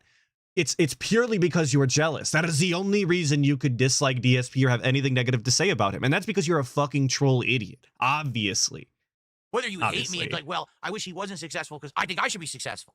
But that's not the case. I don't know anybody that is detracting from DSP, that is getting on stream and seething, talking about how much more successful they should be than DSP, how their video game commentary is so much more robust and entertaining, and they deserve all of his money. I don't know anybody that's saying those things. I don't know anybody who's making that argument. But in his own head, that's what everybody says, of course. Well, then go do it for you. Go be successful. Get off my back. You know, but you won't because you're a loser. You just sit there hating on other people who are more successful than you rather than going and doing something for yourself. You're a hater. That's the definition of a hater, okay? I used to be one, but I grew up. I grew out of it. I don't do that shit anymore. Everyone out there, you know. He never hates on anybody and he never talks shit on anybody, obviously, because he's not jealous of them. Meanwhile, I woke up and watched a clip from yesterday, literally yesterday, where he was bringing up LTG and comparing how shitty his foam is compared to the guys. Yes, the soundproofing foam was what triggered DSP to bring up LTG and shit on him for pretty much no reason. Completely unrelated, if you ask me. But he's not a hater. He grew out of that, you see. You're all just immature children. More power to them. If they're going to be successful or whatever, go for it. You know, just don't bother me. That's the attitude I have. All right. So there you go. But you are jealous of me. If you act like this on the internet all day and you wish the downfall of someone, you're a hater and you're a jealous person. There's no other reason why you would wish someone's downfall besides you're upset that they're successful and you are not. But that, no. You can hate on anybody you want for any reason. Jealousy does not have to be a requirement. As a matter of fact, I hate a lot of people that I would never want to be like in my entire life. I could never and would never. I would jump sooner than be them. But I still hate them. I still prey on their downfalls. I still will dance on their graves when the day comes. But I don't want to be them. Period. But according to DSP, it's a requirement. Got it. All right. Lee has done a gifted sub. So we have our... All right. So that I just thought that was funny, of course, DSP thing that everybody is obviously super jealous of the meaningful life that he's living, barricaded in isolation in his snort fort with his fat ass wife. Now, the next segment that I thought was rather interesting and funny was the cringe that came after the DK Bonanza showcase. Donkey Kong Bonanza. Which, if you're looking for Atlas's official opinion on DK Bonanza, low-key, the game looks pretty cool. I will probably never play it. I probably will never own a Switch 2 console. That doesn't break my heart. I don't have to play every game that looks good. It's not that important to me. But for once, a Nintendo game actually looked pretty cool. So here's DSP's thoughts on it afterwards. Available July 17th only on Nintendo Switch 2. Pre-orders are available now on Nintendo eShop. The Donkey Kong and Pauline amiibo will also be available July 17th. We love amiibos, of course. So it's expensive as heck, though. The game is $69.99, and that amiibo is like $29.99. So if you want the pack, it's like you're spending over $100. But all right, again, to be honest, my honest reaction to that is it looks absolutely insane. It looks amazing. It looks like instead of making Mario Odyssey 2, they made Donkey Kong Odyssey. They could have just called that Donkey Kong Odyssey, and everyone would have probably understood it better. Penitent Sin is pointing out that every game is $70 now, Phil. And it's because of people like DSP. I'm not going to shame all of you if you've purchased a $70 or $80 game. but it's definitely not helping. You're encouraging the practice. Like, there's no doubt about that. And DSP is one of the biggest exhibitors of that. Constantly buying every single game at pretty much the maximum price, and as well as these consoles that have no business costing what they cost for the amount of content that you're getting on them. And he knows it beforehand and still spends the money because in his own head he justifies it it's for the business. So of course he has to. But I gotta ask the question, the burning question: why was that not the launch title? Are they insane? Instead, a 3-hour Mario Kart World was the launch, not that. Yes. That's just that 1,000,000,000%. That's a system seller to me. To me, if that game lives up to what it looks like, that's a game of the year contender. Is it not? Okay. That could be the best game of the year. That could be one of the best launch titles you've ever seen for a console. No, we'll release it a month and a half after. Well, The Master Beef, that's coming up. That's included in this clip, I promise. everyone has dust all over their Switch 2s. That's when we'll release it. Or is it in the next one? It's Who is in here. I have charge it. at these companies these days? I have it. Do they have a lick of common sense or business sense? Like, what are you doing? Who wouldn't have loved that? Right? Like, anyway, that looks great. I will say this, though. And he says that this would have been a system seller for the Switch 2. The Switch 2 sold. As much as you people can critique that Mario Kart doesn't have a lot of content, they didn't innovate or this, that, or the other. The console sold, the game sold. Absolutely massive. Just fucking dividends for Nintendo. Absolutely. It didn't matter whether or not DK Bonanza came out now or later. And because the console sold, then it's also going to sell in fucking July when DK Bonanza comes out, and it's still going to be a full price console and a full price game. They lost nothing by delaying it a month. As a matter of fact, if you think about it from a business style standpoint, if there was any issue with people getting a console on release, on launch in that month window, putting out your best game a month later might even make it so that more people have the console and more people are going to play the game because you've allowed the stocks to restock. No? But of course, the DSP didn't get exactly what he wanted, so they have no business sense. They don't, not a lick of it. They have no idea how to run their business. That just absolutely flooded their fucking bank account with dollars. They kind of gave a ton of it away. Like, now you kind of know everything. Exactly, Infamous. It extends the launch window this way. Just a month later, an absolute banger of a title coming out. It's like a second launch. About the game, and I'm excited for it. Like, that looks great. I just right up my Not for alley me. as a fan of platformers, but also that has modern tech and things in it that, you know, it's kind of a little of everything. It's got all the mechanics of 3D platformers that you've ever seen. And quite honestly, this could be redemption for Donkey Kong, because Donkey Kong 64 was so bad, it literally killed 3D platformers. Right? Seriously. 100%. Is that even true? I never played Donkey Kong 64, but I know I've played a fuck ton of 3D platformers after Donkey Kong 64, given that they came out while I was alive. I know that that's the case. So I don't know what this means. This killed 3D platformers for what? Donkey Kong exclusively? How many fucking Donkey Kong games has even come out since then? I don't even know. This sucks. I don't know what this point is. How many years later? 27 years later, they're actually coming out with a good 3D platformer, and it looks like it may be best in class, right? It may actually be the best one. That could definitely be the best 3D platformer I've ever seen in my life. Big up Stack Mild So for looks showing amazing up. to me. Appreciate it, brother. I got A real nothing. one The from only day negative I got one. to say about it is you saw frame rate dips. Did you notice that during certain things they were showing the frame rate tank? And I think that's they were trying to like make it not prominent. I think it will be. If you play it at 4K. They were trying to make the frame rate dips not prominent, but they kind of were. I would hope so. I hope they weren't trying to make the frame rate dipping prominent. That would seem like a weird business decision. At least they had a lick of sense there. I think you're going to see frame rate drops a lot, I feel. But outside of that, that's the only criticism that I can see. The game looks amazing. I'm blown away. That 1,000,000% I'll be playing. And you guys better watch and engage in support with it, goddammit, because that looks great. And I don't want to hear, oh, but it's Nintendo Kitty game. Oh, why is he playing it? Because it's fucking good. Get used to it. I'm playing good games, and you're going to like it. You're going to like it. I don't know why we've been telling people that they're going to like it so much recently, but it is one of the most punchable things he's ever said. And like I said earlier, violence is bad, okay? But I just, it's... disgust is the emotion that I feel the most, really, and I have visceral reactions to the disgust when it comes to DSP because it's so egregious, it's so bad. Not enough of people complaining and whining when I'm playing a great game. Oh, why is he playing that? Why isn't he playing the millionth Soulsborne spin-off or an online game that sucks with lag? Because I like good games. Prepare your butts. I'm playing a good one in July. Deal with it. And he's already decided that this is a good game. There really could be a million faults to this DK Bonanza when it comes out, one of which could be low support, which would absolutely ruin the playthrough for him. But he's already decided that this is a good game, and he will be playing it. He's just got that consumer mentality. New game that he saw a preview for that looked good. It's a good game. He has to buy it. Day one, maximum amount of money. Who gives a fuck? $100, $120, doesn't matter. It's a good game. Okay. Now. All right. So there was that. That was the DK afterthoughts. I thought the cringe on the end there, the scolding of his audience in advance, as somebody put it in chat, very cool, is exactly how I would call it. I thought that was worth showing. I thought it was funny. Immediately this caused drama. Why? Because one of my detractors slash restreamers slash hate watchers slash internet stalkers, their name is like Duty Street. What else would you guys like to chat about today? Pick up Duty for the And clip. by the way, for the record, we got some big tips today. We got super chats today. You know what we don't have? Subs.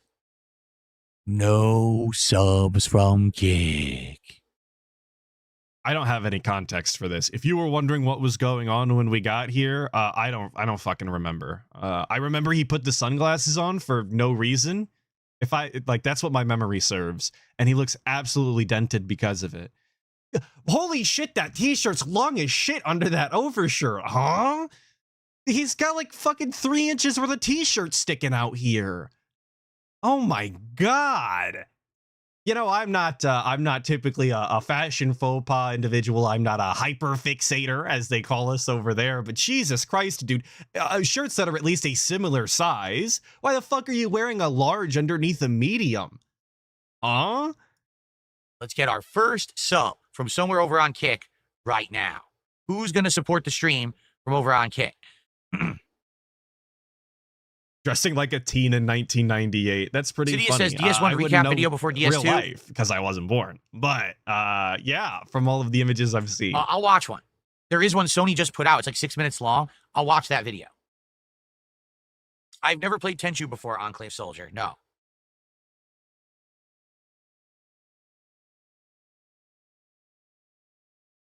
All right. Are these Ray-Ban polarized avatar black tinted glasses? I have no idea.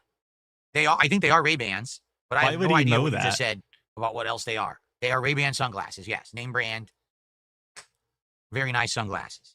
I'm always a big fan of the fact that he specifically bought like Ray-Ban he called them Avatar sunglasses. He bought Ray-Ban aviator sunglasses. Name brand official Ray-Ban sunglasses, hundreds of dollar pair of sunglasses, so that he could wear them entirely inside to play Flight Simulator. This is one of my favorite fun facts about the guy. Absolutely dented, if you ask me. You just said.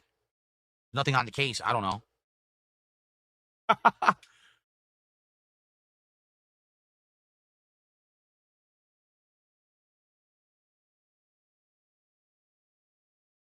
Yes, and as Eric Brennan pointed out in chat, Atlas is a 2010s baby. Stop making all these old people references. Exactly. 2012 was the date of my birth, and I couldn't go back in time. So stop talking about things that I know nothing about. Exactly. Yeah, I guess the joke is lost on me. If someone was referencing that I look like someone called Razor Fist, I don't know who Razor Fist is. Never heard of him. Never heard of him. Couldn't have. Good for you. Be on the internet, couldn't be me. Right over my head, I don't care. And I find it really weird that he's never heard or seen Razor Fist, given that he's had direct interactions with Stuttering Craig, and Razor Fist was a regular over on that show for a while, as well as DSP doing his dented ass politics show for a little while there. It would be surprising to me if a Razor Fist never popped up in his recommended. But sure. We don't even know who that is, dude. Come on. But calling me fat is pretty funny in 2025. Calling me fat in 2025 when I'm likely skinnier than most streamers and most of you watching right now is pretty funny. You're all fat. You're fat. Is what he's saying, obviously. I like that he just assumes people on the internet are fucking obese, by the way. Like, that's a crazy assumption. All of you guys out there, in comparison to me, fat fucks, absolutely obese. Your cholesterol probably through the roof. Your lard composites, fucking massive. Deposits. Lard deposits, not composites. That's a different thing.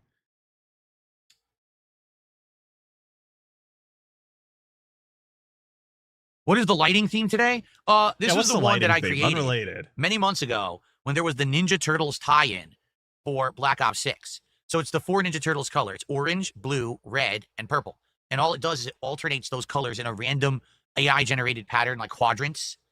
So right now it looks like it's more Michelangelo, but in a second it might go purple, so it's more Donatello, or it might go blue, more Leonardo. So yeah, it's randomly generated. So it's fucking RNG. If you want to see your favorite turtle color, you better start praying to RNGesus. He knows you're not, and it has to be in a place of worship. Obviously, shout out RNGesus. My Epic Journey 73 with the 2 saying he gave all his fat to his wife, and that's what it appears to me as well. Always very funny when he decides to insult other people for their weight and how they look when his wife looks the way that she does. But he just doesn't have the insight for that, you know? And I don't understand how he couldn't. To say the things that he says the way that he does, knowing that his wife's situation is what it is completely asinine to me. It doesn't make any sort of sense. I don't know how you could even formulate those thoughts and not understand that you're specifically speaking of your wife as well and insulting her actual existence. yeah, I like the color alteration. It's pretty nice. The 4 Ninja Turtles colors.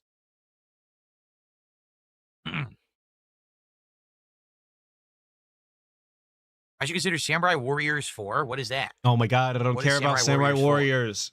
I promise there's more in here about being fat.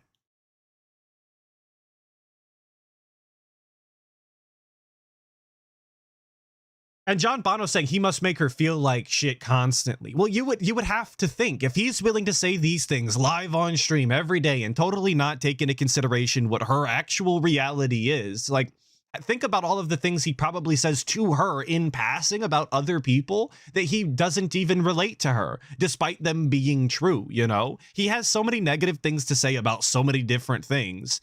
I couldn't even imagine where to begin. I'm definitely not saying I'm the skinniest streamer out there. I just find it ironic that people still are trying to make fat jokes about me in 2025. You listen, you want to say I snort? You're right. I do still snort because I still have post-nasal drip. You want to say my hair is messed up? You're right. It is. My hairline's messed up. My hair back here is all messed up. You're right.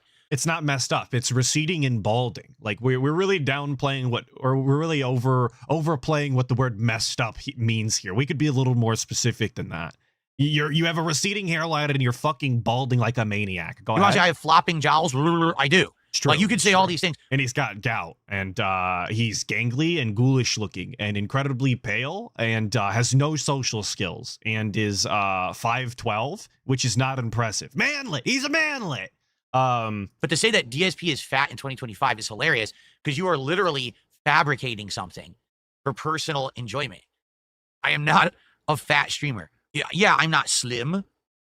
But he is fat though. He's fat in the way that, not because he's overweight, which you would have to see the scale in order for me to believe what he's actually telling us is true, that he weighs 180 or whatever. But he is fat. He is not muscle. There's no muscle density on him. Any amount of weight that comes from that is him, any amount of mass that he has is purely his skeletal structure, his skeletal structure, his organs, and his fat. That is it. There is no muscle there. There's no muscle definition. There's no strength in his entire body. None. And My Epic Journey 73 with another 2. Thank you so much. Saying fat in liver failure fat. Yeah, exactly. He's fat in a liver failure kind of way, of course. At the same time, I am not obese. Good, nice try, but it ain't gonna ever work. You're saying that anymore.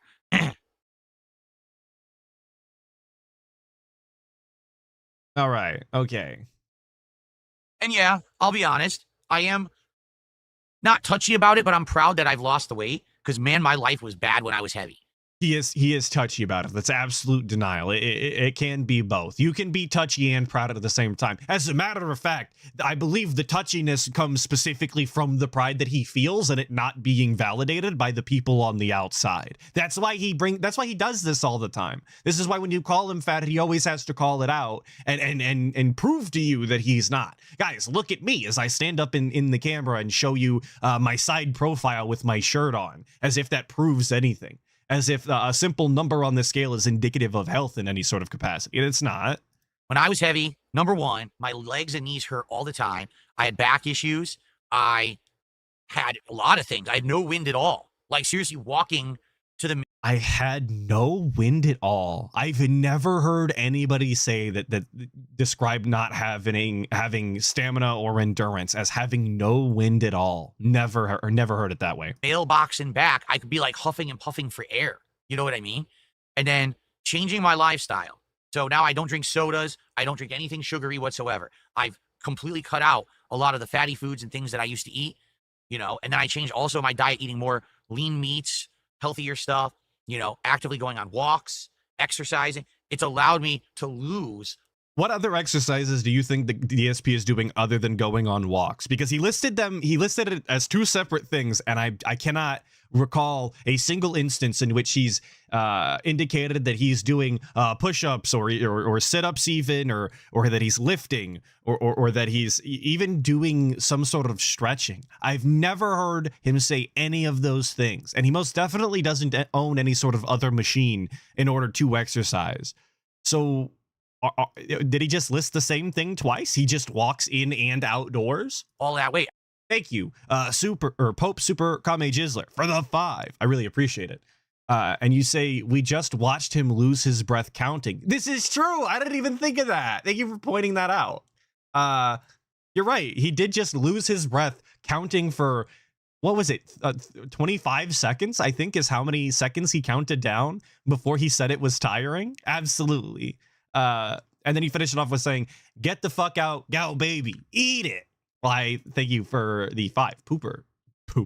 Pope, Super, Kami, Jizzler. There we go. I was on my scat shit, like DSP. At one point, I've told you guys, Jesus. I was over 240 pounds when I was at my heaviest. Now I'm in like 190.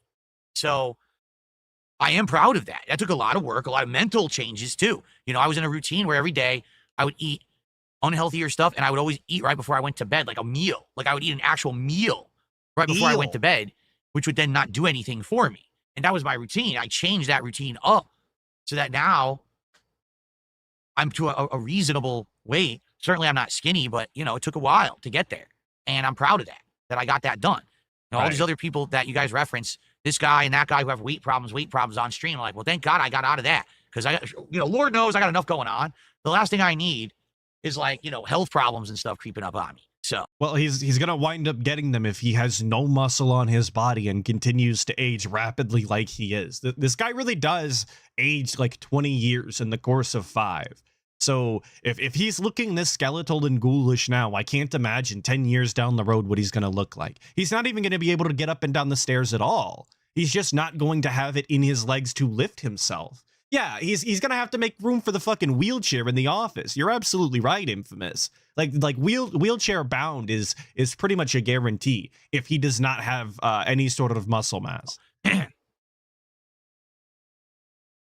Oh, let's see here. Habib, how are you? 30 months as a member on the channel, celebrating that, and says, sup, looking forward to Death Stranding 2. Oh, here's the Death Stranding 2 clip. Let me tell you, I'm looking forward to an amazing story. I'm looking forward to great mocap, character models, voice acting, emotional moments, and great writing. I'm not looking forward to delivering packages. So then don't play the game, bro. Like, if you're not interested in actually playing the game, if you're not interested in interacting with the gameplay mechanics of the video game, don't play it. Don't waste your time. Don't waste your audience's time. Don't waste their money purchasing the game. It's not worth it. Like somebody said earlier in the chat, he should just be watching YouTube story summaries at this point on the internet with the amount of fun that he doesn't have in a video game. It's just not worth it, Thank you, Wesley H, for the 18 months as a member of the 60 Skulls. I really appreciate that. Thank you, Wesley H. And Yanks fan 84 with a 5 saying PPP made him do push-ups or a push-up or a push no up. Peak health. It's true. It's true. And his reluctance to do so, I think, is a clear example of how healthy he really is. I'm just not. Thank like, you, seriously. Yanks fan. That's For the another 5. thing, too. Like, I really don't crave sweets. I used to when I was younger. Always have like a dessert, like a cookie, a piece of candy. And I basically don't really crave that stuff anymore. If it's available and it's lying around, or if it's a special occasion, I'll have it. I'll give you an example. My wife and I went to Trader Joe's. Shout out back Trader in, Joe's. Like the week before, it was like early February. We wanted to just stock up on stuff. And while we were there, we saw this container of dark chocolate peanut butter cups. Now, I can tell you that this is a purchase that we frequently get in my household, okay, from the Trader Joe's. I know the exact dark chocolate peanut butter cups that he is talking about. I know the way that the container looks, and I know I also eat them like a fiend. Every time I walk into the kitchen, I feel like I'm obligated to take one. They're just so good. So thank you, Manolo Azul, for being a member of the 60 Skulls. I really appreciate it. Thank you. Thank you. Now, we almost never buy candy, but we saw it there. It's something rare. You know, you go to Trader Joe's, you see the candies they have are kind of unique. And we're like, man, we both like dark chocolate. We both love peanut butter. All right, let's get this container. Okay. So that was what, first week of February? Guess when I finished that container of peanut butter cups? Right. Yesterday. There were 2 left. And I found after dinner, I was just going through the pantry and I saw them. I was like, been forever. Might as well just finish these. So I had two little, they're minis, the mini peanut butter cups, and 2 mini peanut butter cups. We wrapped it up. But that's what I mean. Like, yeah, what what is the point of this story? What is the flex here that you don't typically eat dessert like candies or anything?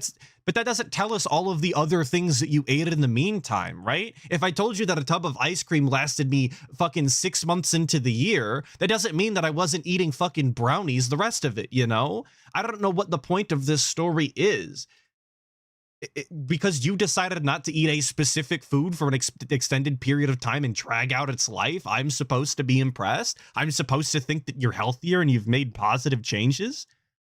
I guess, sure. But I don't think you're accomplishing what you think you are. My Epic Journey 73 with the 2, saying he must have run out of frozen pizzas. He must have. Obviously, the dark chocolate chip peanut butter cups are going to make chocolate chip. The dark chocolate peanut butter cups are they're going to make up for the frozen, the midnight snack pizzas, as we call them. We don't have that in our heads. We don't think that way anymore. You know, when what they say is out of sight, out of mind. If you don't surround yourself with bad things, right, then you don't think about them, nor do you really want them. Like, that's how I got out of wanting burgers and steaks. Like, I used to. Man, I really wish somebody would tell drug addicts this, right? I really wish that all addicted people would just understand that if it's not around, you literally can't think about it. It's illegal, it's banned, and it's impossible. I wonder why it is then, if he knows that this is the case, why he hasn't just stopped purchasing alcohol throughout his entire fucking life as a former alcoholic, right? He continues to indulge in alcoholism, despite understanding that if he just didn't purchase it, he wouldn't even think about it and it wouldn't be a problem. He would have no inclination to drink had he not made these purchases, but yet he continues. It's weird. It's almost as if then, by his own reasoning, he's deciding to poison himself every day in this irresponsible way that's bad for his health. It's weird. Love burgers and steaks. And then a decade ago, I got diagnosed with gout. And they're like, man, you can't eat that anymore. If you keep eating it, your foot's going to swell up. You're going to be in extreme pain all the time. So I stopped cold turkey buying it. Instead, chicken, turkey, whitefish. Those are the 3 key things you can eat as protein if you have this blood disease. So I started just having a lot of those as substitutes. And within like a year, I don't really crave burgers. I don't ever think of steak. I'm not even kidding you. We'll go to a restaurant on our day off that's like, this restaurant is known for steaks. And I'll be like, look at the high roller, folks. On his days off, he goes to places that are selling big fucking steak dishes, and he doesn't even purchase them. He's such a king. Not only is he the king of self-control, but he's the king of fucking balling out of control, dude. Eating the big steak joints. I just don't want it. I just don't crave steaks. It's gone away. I don't have that. The wiring in my brain has changed because it's not something that's regularly in my diet. So for sweets, cookies, and things like that, I don't even think about cookies or baked goods or sweets, cupcakes, none of it. When I was a kid, oh yes, all the time in my house when I lived with my parents, there was always something in the house, like a box of donuts, a cake that you're cutting a piece off of or whatever. But no, I don't think about it at all. It's like completely Never. out of Doesn't even my think about diet because I don't buy it. If you don't buy it, you don't want it. And then again, I don't know what he's like looking for in telling this story other than to shit on people for calling him fat and basically asking for a pat on the back for changing his ways and apparently not even thinking about eating things that are unhealthy. I don't understand what he's looking for. What amount of validation will make him move on from this and never talk about it again? Really is what I'm wondering, because I don't ever want to fucking hear it again. Sorry. And then you go to the store and you see it and you're like, maybe your mouth waters for like a second. And if you don't buy it, you're good. And so I don't.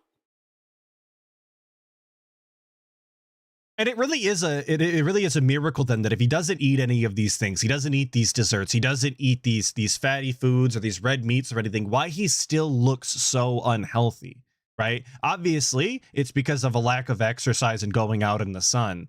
But Enclave Soldiers purpose, says, how do you I guys think. in the West normalize eating medium rare with the blood dripping seriously? Well, it depends on what you mean. Medium rare.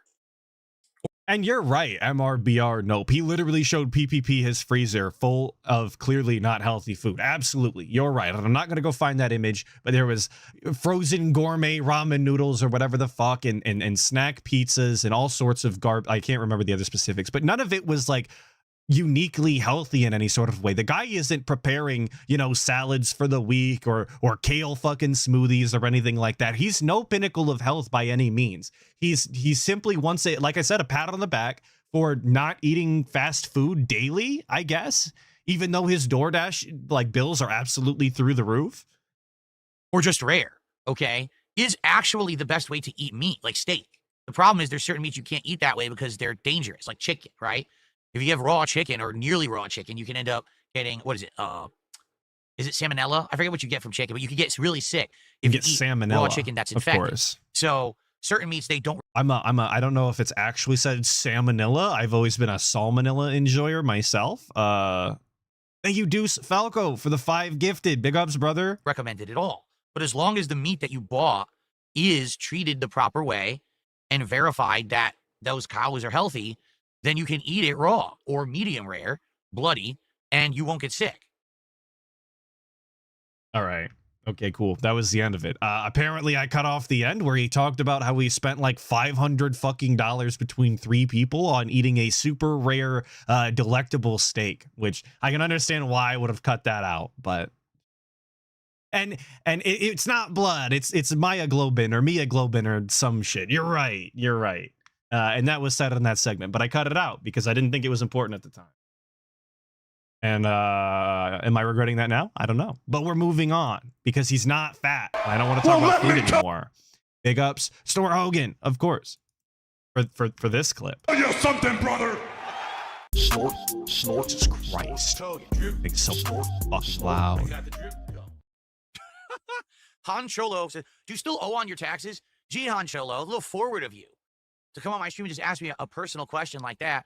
The answer is yes, by the way. If you were wondering, if you're met with this kind of resistance when asking a very simple yes or no question, the answer is yes, and he's embarrassed. All right, let me answer your question with a question. How much alimony do you owe? Right? How are those how are you doing on your child support payments right now? What a stupid thing to say.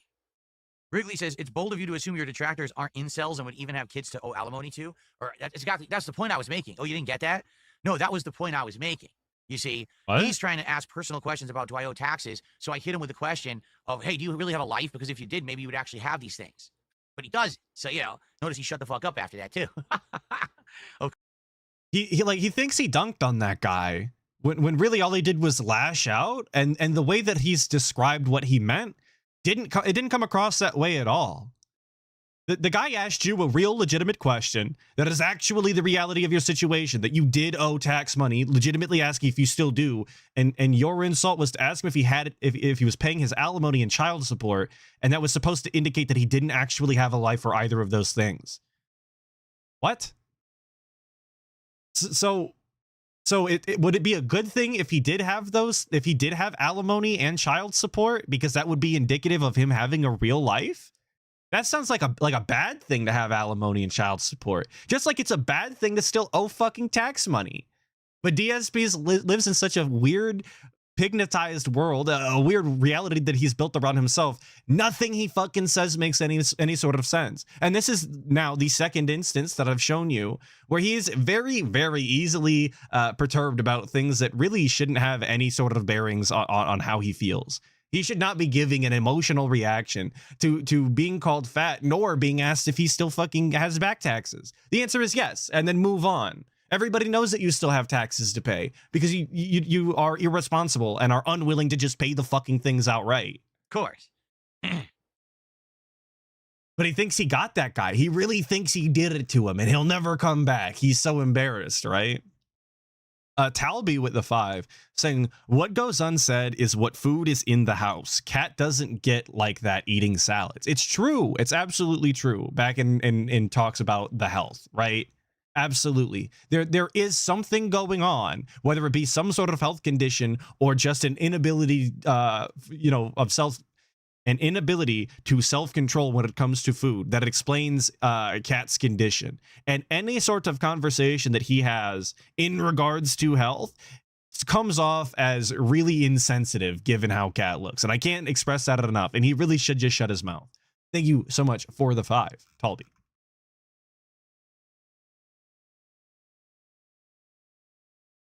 It's not paused. I unpaused it. Yes, Rich, I know my state has problems with crime and drugs and all kinds of stuff, but I don't want to get political on the show today. Not too political of a stream here. I'm shying away from that stuff again because it didn't really do much for me, did he? So, let's see. Do you think goals? Well, first of all, this person says tip goals, but I don't think that that's accurate. I don't have a tips goal. They're saying, do you think tip goals are an inaccurate measurement of how much viewers enjoy a game? Personally, I thought Taxi Life is a breath of fresh air and fun to watch. It would be a shame for games to be incorrectly overlooked. I've already said this before. All right. I feel like there's 2 layers to the way that I get support. Oh, it's like an onion. It's got layers. Or as DSP would say it, it's like an onion. It's a whole juicy thing. Kind of the exact opposite. But. Okay. Layer number 1 is the game I'm playing. There are particular games that certain people will show up just for that game, and they will support a stream just because I'm experiencing or playing a certain game. That 100% definitely happens. Especially for bigger games, or sometimes it happens for retro games that people really want to see me play. I'll give you an example of that. Suikoden 1 HD. I told everyone I really wanted to play that game because it's from my youth. I played it in the 90s. I loved it, and I was dying to play the collection, but I was very skeptical if it would work as a lengthy playthrough. I would need people to buy in, and they did. People said, we want to see you play this. We will specifically show up for the Suikoden streams and support them, and the entire playthrough, I hit support goals just because I was playing that game. I'm still astonished by that. I do genuinely believe in my heart of hearts that was pre-planned, that playthrough was already paid for behind the scenes with confirmation by DSP that it was going to be that way. I struggle to believe that anybody was really sitting through that boring ass RPG with his non-commentary, his hand holding, and genuinely enjoying themselves so much that they authentically supported it. I'm not convinced, and you cannot convince me. He's done it in the past, and he will continue to do it. And I think that that's one of those games that's fell victim to that exact practice, which is disgusting. Thank you, Wesley H, for the 5, saying when you have no friends, emotional outbursts like that make sense because he has to get it out, even if he is in the wrong, but he can't see that. He should try fucking journaling or something if he feels so inclined to get things like that out. I failed to see how that kind of lashing out, those outbursts are a positive for his business and his business style. But what you say makes sense. I just, there's healthier alternatives. Okay.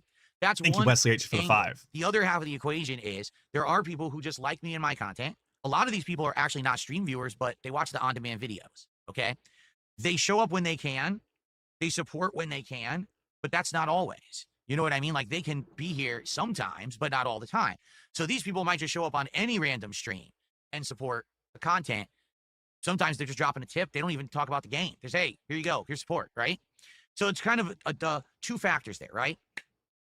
Now, in general, when I play a game, if there's a... Isn't that weird, though? Like, am I the only one that finds it odd that that's just something that happens? They don't care about the game, whatever. They drop a tip and then they leave. I wouldn't expect anybody to behave that way. You should, like, there's some sort of odd, uncomfortable relationship there for me if like a bunch of people routinely come by, don't care about the content, and then just leave money and go. That seems weird. Yeah, that 7-4 thing, that's even worse. It almost that would feel to me like a fucking charity instance, right? Like you're the internet charity case, which is exactly what he is, and maybe that's why he says it so casually, because he has to know that by now. But I don't see how that's a positive. A lot of support for the stream, it usually means that people are really enjoying that content and want to see more of it. It's not always the case. Sometimes there's been well supported playthroughs, but actually they don't get a lot of views. What that means is that there's a very small amount of people, but they really want to see it and they're willing to finance it, essentially. And that's cool too. But I understand what you're saying. You know, last night, here I am, I'm playing Taxi Life. It's actually really different, like completely different from when I played the truck driving game. Because the truck driving simulator, I can chill and relax, put it on cruise control, and just sit here and read and talk with you guys and interact the whole time. Right? Wow, like, really, doesn't that sound awesome? He just puts on cruise control and just talks at the chat for hours. Doesn't that sound super cool? Doesn't it sound like you should give him 150 of your hard-earned dollars every single stream for something like that? I think so. Like very I think that's a responsible thing to do. Just driving on the highway. When I'm playing Taxi Life, I have to be paying attention the entire time. There's pedestrians jumping out in the middle of the street. There's cars pulling in and out. There's things in your way constantly. The lights are changing.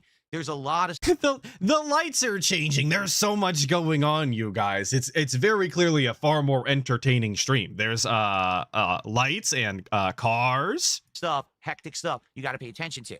So it's a completely different kind of driving experience, and it was fun. It was, like I told everyone, I had a great time on that stream last night. Time flew. Like, I felt like that stream passed in a moment because we were so into it. And, you know, adrenaline gets up when you're driving and everything, right? But if you didn't notice, wait, what? Your adrenaline gets up when you're driving? I'm sorry, I need to hear it one more time. I felt like that stream passed in a moment because we were so into it. And, you know, adrenaline gets up when you're driving and everything, right? What? It's a taxi simulator. What the fuck do you? He's not racing. He's not going, 300 miles an hour, fucking F1 style, making tight turns where crashing is legitimately like the end of the race or anything like that. There's no high stakes. His adrenaline is going from driving normal streets in Barcelona, Spain, pretending to be a taxi. What the fuck does that mean?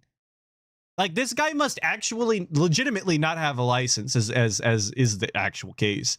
But that's only proof to me. If your adrenaline is going driving down normal roads and because the traffic lights are changing and people are pulling out of their driveways, I don't know how much, I don't know that you're fit for this world, if that makes any sort of sense. But if you didn't notice, we had some support at the very beginning of the stream, and we had support 1 hour in, and then we had no support for the entire rest of the stream, and we ended the stream at $90 of support.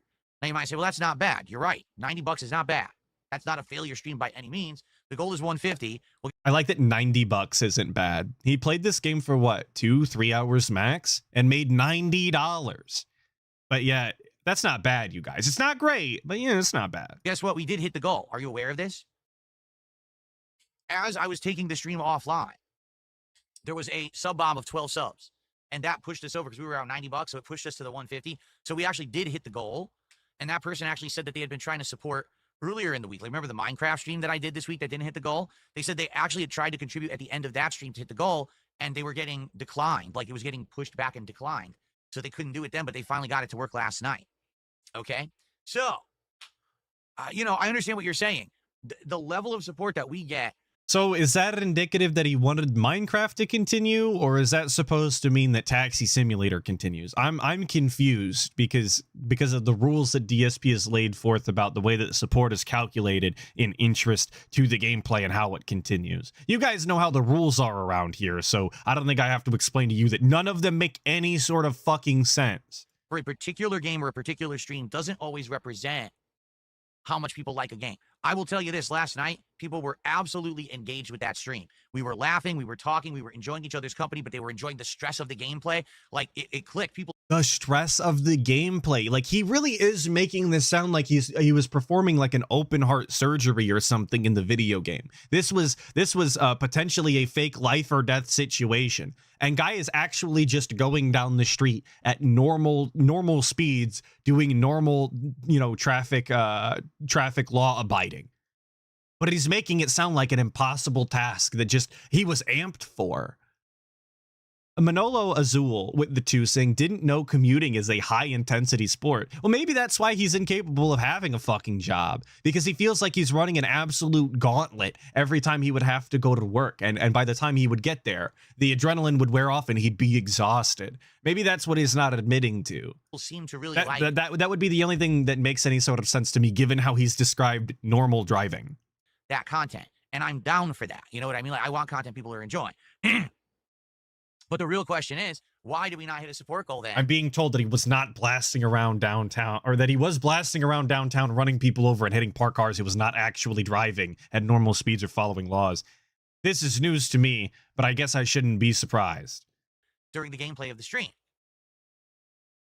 Is it just that by random chance enough people couldn't show up to hit the goal? Is it because, you know what I mean? I don't know. It's random. It really is random. It could be any explanation. Who knows, right? But in general, I'm not going to make a determination on a game unless one of two things happens. Number one, if literally the chat and everyone is bored with the game, then I get it. I'm probably not going to play it again. But also, if it's multiple streams, all right, where we're not doing good and we're not hitting the goal, then I'll be like, all right, it's time to pack it up. So why are we getting rid of Catch and Shill then? Why that only had one stream and didn't do well? And according to what he literally just said, it's completely random. And yes, nothing that he could do. Exactly, Spectre. Don't worry that flies completely in the face of pretty much every other way that he's, calculated his success or whatever. Apparently, money coming in on a daily basis is completely random and has nothing to do with the quality of the content. So then why does Catch and Shill only get, one outing when it really should get multiple? Again, according to his own rules, he's setting forth right now. Taxi Life, we're going to play it again. First of all, we did hit the goal. We just hit it later. But even if we hadn't hit the goal and we had ended around $90, I still would play it again one more time, give it a shot, and hopefully it would do better that second time. It seemed like it did resonate. People who were watching it after the fact also seem to be enjoying it on demand. So that says something, you know what I mean? So if people are really enjoying it, then good, right? Let's keep it going. So don't worry there, but I have noticed, for example, I'll give you another example, Cast and Chill. Right. I really enjoyed please Cast explain and that Chill one. earlier this week. The audience did not. In general, the people were complaining. They were saying it was boring. They didn't like it. I'm like, I don't get it, because you guys liked Bassmaster 3 years ago, and it's the same exact kind of game, just the graphics are different. You guys enjoyed this 3 years ago. Why aren't you enjoying this now? If you put things in front of me that I enjoyed 3 years ago, I probably would also not enjoy them the same way today. I think that just goes without saying that after 3 additional years of life and experience, some of the things that you enjoyed then are not going to be as enjoyable now. Pretty, I think, universal. And that doesn't go for everything, obviously, but there are definitely instances where that is the case. And I think a pretty universal experience. Well, people just But DSP actually wouldn't fucking know, because he's not a real human being. He does not function like a normal person. He functions on his own rule set, which of course is always evolving. like Cast and Chill. So Or in that evolving, case, that's what as I'm you not would going to say. go back to. Okay. But in the case of Taxi Life, I think we will continue with it and see how it does. And hopefully, very much hopefully, I hope that it will pick up and do better next time. We'll see. And he says that they weren't engaging with it, they weren't really impressed. But didn't he also say when it came to Cast and Chill that the first half of it did rather okay? So were they not engaged with the game then? They were just giving money, or how has he determined that? I'm just kind of confused. Got a Gotta $1.50 make some tip. sort of sense Probably of Beaver it. Bother. It's Beaver Bother. It's got to be, because he always tips $1.50. And we still read it. We still give him the time of So day. thanks, Beaver Bother, for $1.50. Time to ignore you again. I love it. Dude, I love it. All right. Sorry, Beaver Bother. Can't be bothered by your beaver today. Bill Colonel wants advice starting up streaming. Same advice I've Amazing. given What a over wordsmith. the years hasn't changed. If you're going to go into content creation for yourself, select a topic that you love, you know a lot about, and that if you were going to invest time in it, you will feel. Oh, sorry. This kind of just, I'm gonna run it back. I have to set my own brain up. This is DSP trying to give genuine advice to be successful in doing something. Years hasn't changed. If you're going to go into content creation for yourself, Specifically content creation, right? This is genuine, real advice from the king of hate, from the king of beg, from whatever you want to call select him. a topic that you love, you know a lot about, and that if you were going to invest time in it, you will feel like you're having fun. So, for example, if you're going to do video essays on a topic that you absolutely love and have passion for, because here's why. If you're streaming or you're making a video essay or doing whatever, you're putting a lot of time and effort into it. If you truly love the subject matter of what you're doing and you love the content you're making, it doesn't matter if you get 2 viewers or 2,000 or 2 million, you're going to still enjoy the time you spent on it. Ultimately, people want to see people enjoying what they're doing, not grinding through to try to make it big or make a living. They want to see people have fun, right? This is just level 1 advice. Like, you could have went to anybody pretty much in the world and asked them how to be successful doing something, and they would tell you to find something you're passionate about and do that regardless of the income, because your quality will show through. It's like, again, actually level 1 advice. But I'm not even sure how accurate that is when it comes to content creation, specifically with video essays, because I can't tell you whether the people writing the video essays that I've seen and I've watched, you know, retrospectives on this game or this hobby or whatever the case may be, I couldn't tell you if they had fun while making it. They had enough fun in order to accurately represent the topic at hand and talk about it in an interesting way. But I don't know that they had fun with it. If you told me that they weren't super passionate about the Yu-Gi-Oh beef that they were talking about in that video, I wouldn't be able to tell you the difference, because what I was listening for was the actual content. It was the story being told. I don't know. And if you're truly enjoying what you're doing, people will see that true authenticity come through. It will resonate with them, and hopefully that will translate into views, into support, and into reciprocation of the joy for whatever the topic is. But there's a lot of people out there who go into it with the mentality, well, I've seen this content creator make it big, making this kind of content. I'm going to try to emulate what they've done. And here's my business plan for doing it. And here's all the money I'm investing in it. And here we go. Grind, grind, grind, grind, grind. And then 6 months later, they lost all their time and money and they wonder why it didn't work. Well, do you even like what you're doing? Or did you go into it like this is your, you know, you're just doing it because you want to make a paycheck? I don't agree with that at all. You know, I made content for 2 years and never monetized any of it at all. Because he couldn't, and that's not even true. Just one of DSP's many lies that he stands by every single time. That'll never be true. It's because he literally could not monetize gameplay, and even then, he's pretty much always had a PayPal for free money. It's just the way that it is. Denying reality does not change it. It wasn't until April of 2010. Excuse me, I take that back. I completely screwed up the timeline. It was 2.5 years. It was April of 2011. That I actually started monetizing content when I joined a partnership network with Machinima on YouTube. Before then, it was 2.5 years of nearly full-time grinding, putting out content that I had passion for gaming, before I even thought that I would make a buck doing it. I already had that passionate viewer base built before I said, oh, maybe I can turn this into a profitable business, you see? Okay. So there you go. That's my recommendation. So DSP's recommendation is, I guess, to just do things that you find enjoyable and hope that they take off. I hope that's helpful. I hope all of you are super successful in the coming future, and I hope all of your businesses take off. Yes, Robert Williams with the real advice. Click on the ads. That's the real advice, I guess. You're right. Fuck everything he just said. Do it for the passion of it. Do it for the love of it. If you truly come through as someone who's authentic, hopefully that will resonate with an audience, and then maybe you can get that buy-in. There you go. What's up, Game Boy? Good morning, and how are you doing? Big ups, Game Boy. And I wonder how that translates into continuing to have fun despite years and years of grinding through the same content, like DSP has with the video games, right? I don't know why I had to say it like that. You can just look at the way that he plays video games now, and he's very clearly not having fun. So where is his success coming from then, right? Is it simply just holdovers from people who have enjoyed his past content? Is that what are we willing to admit that we're relying on that at this point, given how little fun we're having? $2. $2 tip.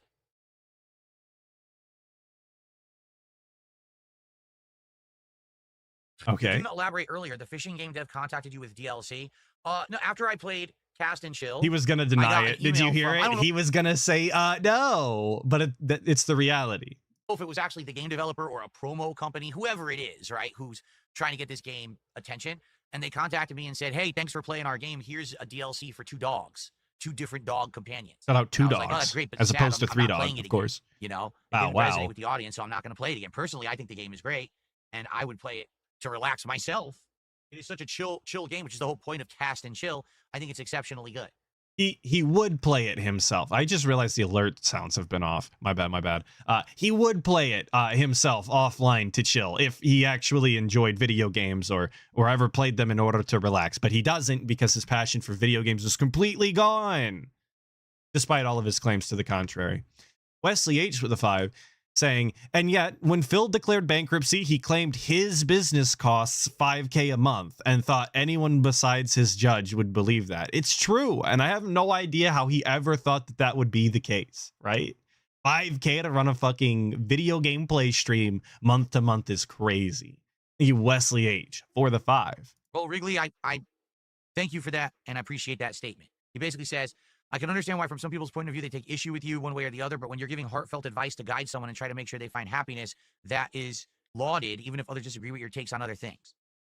I don't think that's the case. I don't think that simply and giving heartfelt advice, I think, is giving him a little too much fucking credit there. Like I said, it's level 1 advice. You could have asked any adult outside of content creation about being successful in any capacity, and they probably would have given you the same exact generic ass response that is not actually going to help you in any meaningful way, right?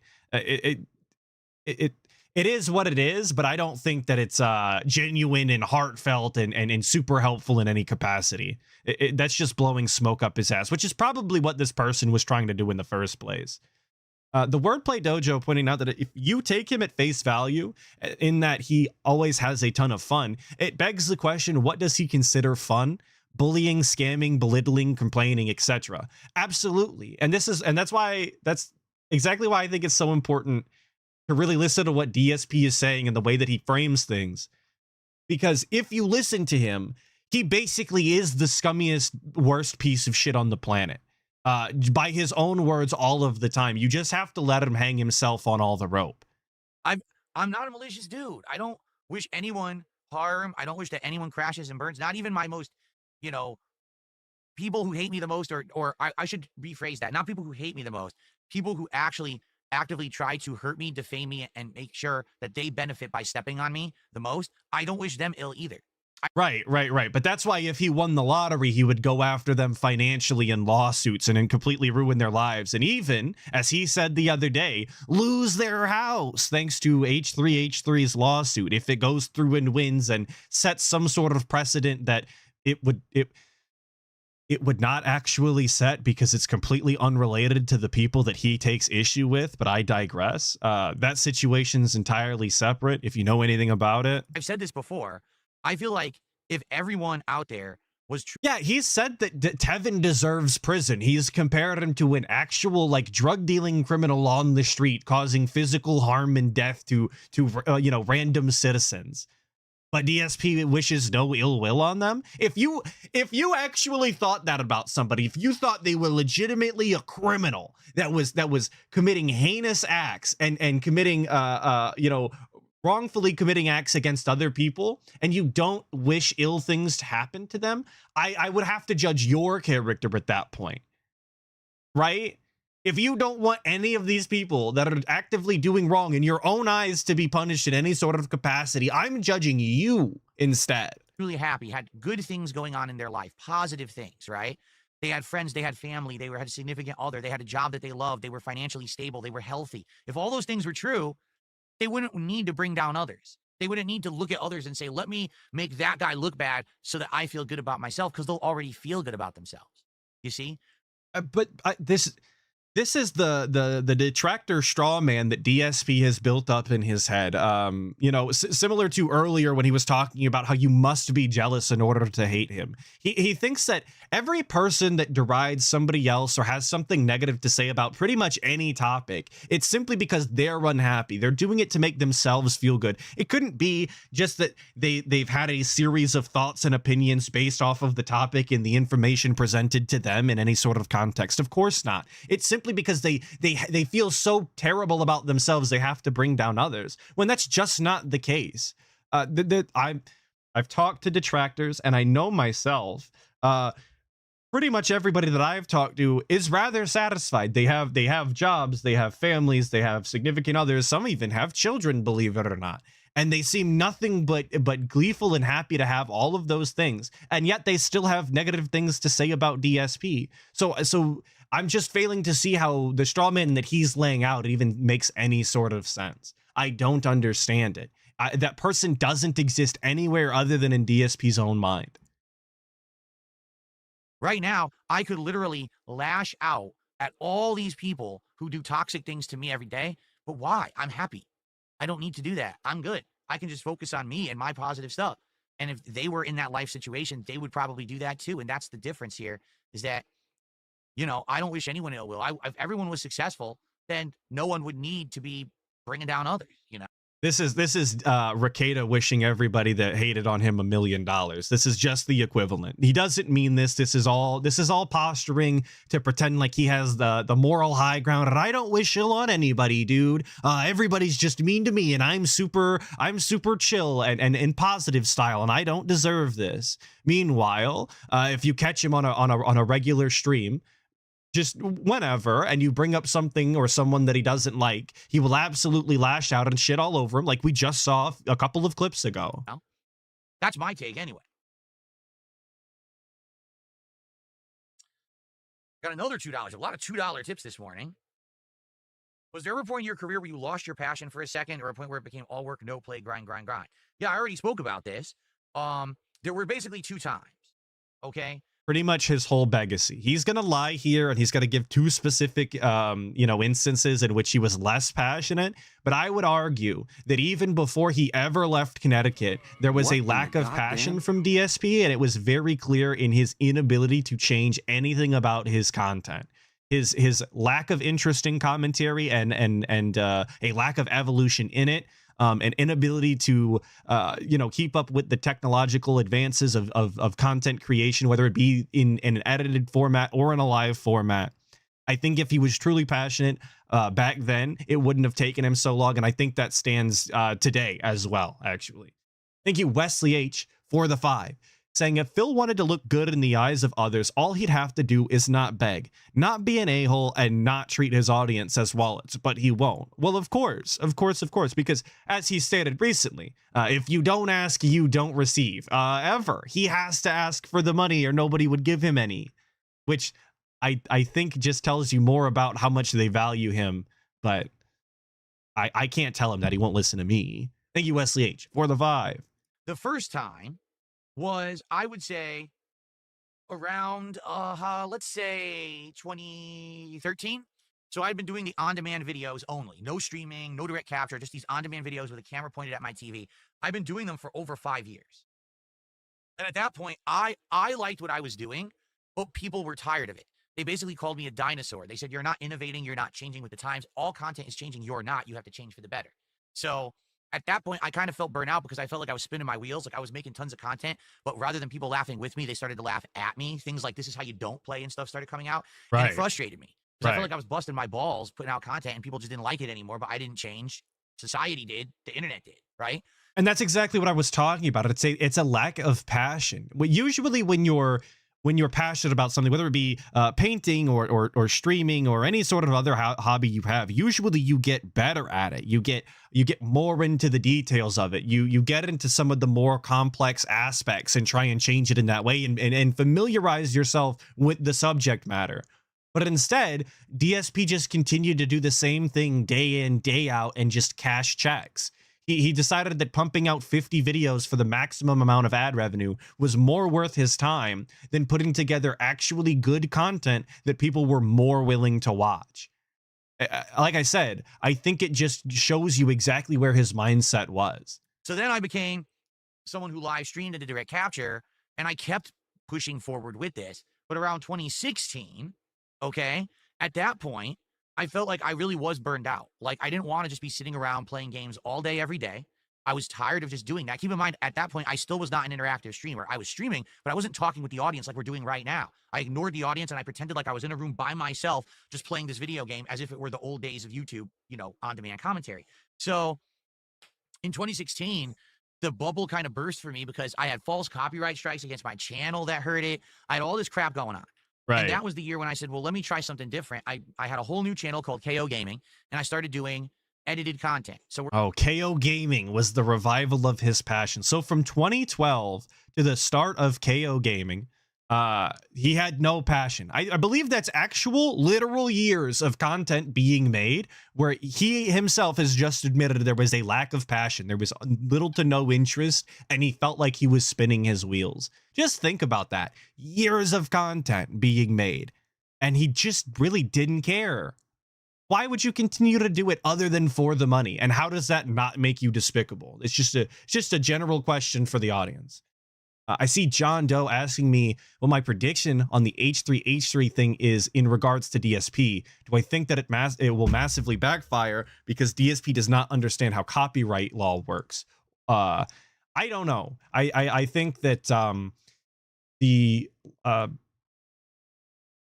it requires, in order for this to mean anything to DSP, it would require that detractors not make transformative work. And I think that the only person you could make that argument for at this point is Raw Clips, which, like, you know what the case is on that, and like Raw Phil. Other than that, pretty much everybody else who has something negative to say about DSP is absolutely 100% making transformative work. So I don't think that it's as landmark and as big a windfall as he thinks that it would be. Raw Phil is absolutely goated. But I just don't know that it would even pertain to DSP. And he would still have to sue them. He would still have to go get his get backs. And I'm not convinced that he has the wherewithal nor the time or effort to do that. So it could be a big nothing burger for him. But I do hope that H3H3 wins his... I hope that he wins his lawsuit. I think it's really funny. I have to respect any long con that is so well put together, in all honesty. we're talking highly edited reviews, Incredibly funny countdowns, to video essays dunk on topics, people like that. etc. The channel did very well. I had 1 million. And Teeling Soldier's right. Raw Phil having the chat, having the timestamps, both chats even, I would argue is also transformative. It's one of the reasons, not only because I don't want to give DSP the views, but one of the reasons I watch Raw Phil. It is objectively just the best experience if you're going to watch DSP in a raw capacity. Absolutely. Video, the channel went viral once. It got me tons of money. Like, no lie, in 1 month that channel made me like $5,000-$6,000 on like 2 videos. Okay. John Doe pointing out also that it's not about transformative, it's about registering it for eligible damages. True as well. Then during that year, it got a little bit more busy for games, so I stopped making as much content. But we're for the talking channel, about KO and then YouTube Gaming now. demonetized You it for guys no care reason. more about KO Gaming. So imagine you're burned out on doing all gameplay. You do something different, it's working. You take a short break from it to focus back on games a bit, and then YouTube just takes all of it away from you, just pulls the rug out from under you and says, oh, too bad, no monetization for you, with no justification for it whatsoever. In reality, it was just their automated systems don't work, and they turned on a stupid AI that said, oh, your channel's like red flagged, you can't get ads. Right. So all that worked for nothing. Then I was really burned out because I was like, now I don't even know what I want to do anymore. So because he couldn't make money the way that he wanted to on the content, he instantly lost all passion and had no interest in making that style of content anymore.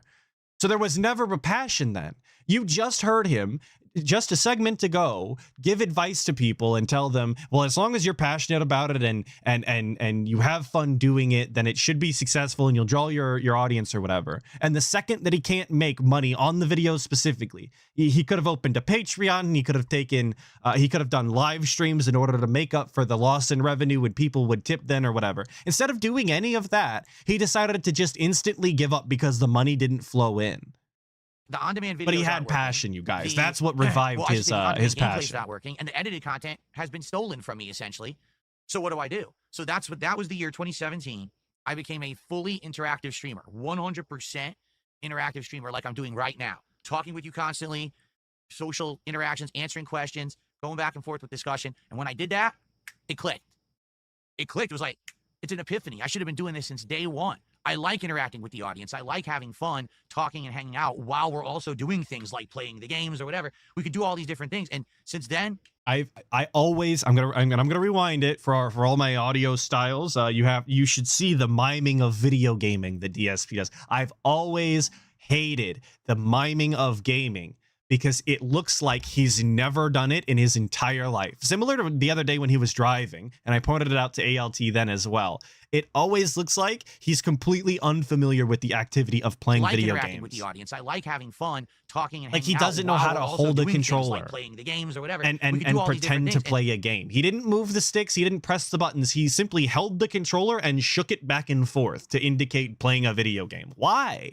Since then, the content I feel has just been way more natural, way more fun to make, and I have not felt burnt out at all since I became an interactive streamer. Every day I'm excited to come to stream and hang out with all you guys. So, Parasolo, 49 months as a member. Happy Midsummer Eve from Sweden. Thank you so much, Parasolo, for the ongoing support. We're going to start gameplay momentarily, but I have a couple more shout outs to do here. I have an $11 tip from Shinkin25. Let's play your animation first and see what they have to say.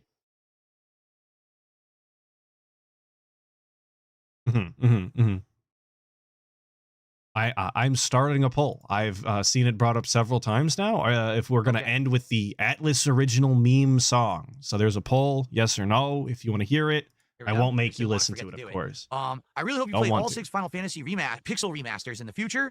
You're good at those types of games. You're currently playing too many sim games. They're bad games to stream. Why'd you buy a $300 driving wheel instead of saving to fix various plumbing issues in your home? I baited him into that one, didn't you? I love he pre-reads all of this shit so frequently. It's always so funny to me when things like that get in. He opened it up with compliments to DSP. Oh, I thought you were going to play these games that you're interested in. And then he mentions the wheel, and then he gets him with the bathroom. Let's fucking go. What? That was a mouthful, was it not? First off, I do want to play the Final Fantasy Pixel remasters. I actually own them all on PlayStation, but I may just rebuy them on PC just for ease of playing. We've done 5. Okay, we haven't done any of the others. I would love to replay 4 or 6 in the Pixel remaster to see the improvements and things. The music remix would be pretty awesome, I feel. So those may be coming. The only thing is this year we're not doing it because the Suikoden collection came out. So we already did Suikoden 1. We're probably going to do Suikoden 2. And then that's probably it for the year. Maybe next year we'll jump into the Pixel remasters. Okay, so that's number 1. We are pre-planning a year's worth of RPGs right now. Like legitimately, DSP in his brain has already decided that he's going to, in a year's time, be playing Final Fantasy Pixel Remaster. That's how we have to...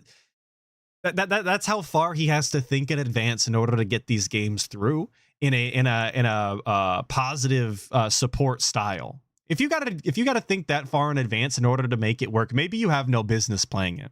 Just a thought. Number 2, why did I spend a $300 on a racing wheel when I have plumbing issues in my house? First of all, right. Why do you? That's a great question. First of all, that's a great question. I 100% would ask the same thing. You care about the plumbing issues in my house? Because it tells people you have fucked priorities. Every time DSP gets on stream and begs for this or that and then makes a purchase, and then you see all of the other priorities that he's missed along the way, you have to wonder why his financial situation is the way that it is. And he's given you example after example of what he values and what he does not value. And if you continue to support this person who doesn't value their priorities in the right order, then it's hard to feel sympathy for them. It really is. And that's why you can't feel bad for DSP, because he every day chooses to make the bed that he's lying in while complaining about it. What are you talking about? Sounds a little weird. You know, you would even bring that up. Do I have some plumbing issues? Yeah. Yes. I have a bathroom that the shower's busted, and it's been so for years, but I have another bathroom with a working shower. So if I can spend $300 on a peripheral that we're now playing all kinds of new games that are bringing people to streams, getting people engaged, getting people to support the content, seeing that I'm reinvesting in my content actively with the support I'm getting, why is that a bad thing? Because you have actual things in your home that don't function. that should take precedence over buying fucking gizmos and gadgets and gimmicks in order to make your streams profitable. That's the problem with it. It's pretty self-explanatory, actually. Ramen Brahman with the 5 saying, one of the major factors of copyright is if the work is a substitute for the original. 99% of detractors won't watch DSP if restreams went away. It's true. And that's what I was saying about the chat, is if I didn't have the chat on screen the way that it is right now, I do think that it adds to the content. And if that's not the case, then I wouldn't enjoy it as much. I probably wouldn't watch it. And most of you guys wouldn't either. Most of you don't even watch without commentary. Most of you watch restreams of people adding their own opinions. It makes more sense to spend $300 on getting that wheel and having a whole bunch of new content. Thank you for the 5, Ramen to Ramen. sit here and save money for a year and then maybe fix my shower, which doesn't affect the business. But that money would fix the toilet. Like, while replacing his entire shower might cost him a couple of grand or whatever it is to redo the entire thing because it is leaking into the walls, a new toilet is not actually that expensive. And they're not a difficult install either, if you know a thing or two about a thing or two. So to pretend that $300 wouldn't make the difference when it comes to repairing your bathroom is just asinine and a lie. These people wouldn't know because his fans legitimately probably don't own homes. They probably don't have to deal with home maintenance. They don't know what living a real adult life and being responsible for your property is like. In reality, they really do rely on SSI. $300 is nothing. It's a drop in a lake when you're trying to save up for home improvements. You know what I mean? Like, for me, that's going to be something that's a huge investment. It has nothing to do with spending $300 to buy a wheel. So, anyway. And he brings up the wheel. I mean, this person brought up the wheel, and he justified it by saying that it's bringing people into these streams. Is it? Can DSP verifiably say that he's receiving more views and more money playing these games since that he bought the wheel? I don't know that he could, because he never played the games before the wheel. The content really didn't change in any meaningful way with the wheel. I don't see the evidence for it, is all I'm saying. NWO News for the 2 saying Hogan's over plumbing all day long, baby. Absolutely, dude. You know what's real and you know what's fake. And what's real is those fucking JPEGs. Come on now. Thank you for the 2, NWO one final News. tip here, it looks like.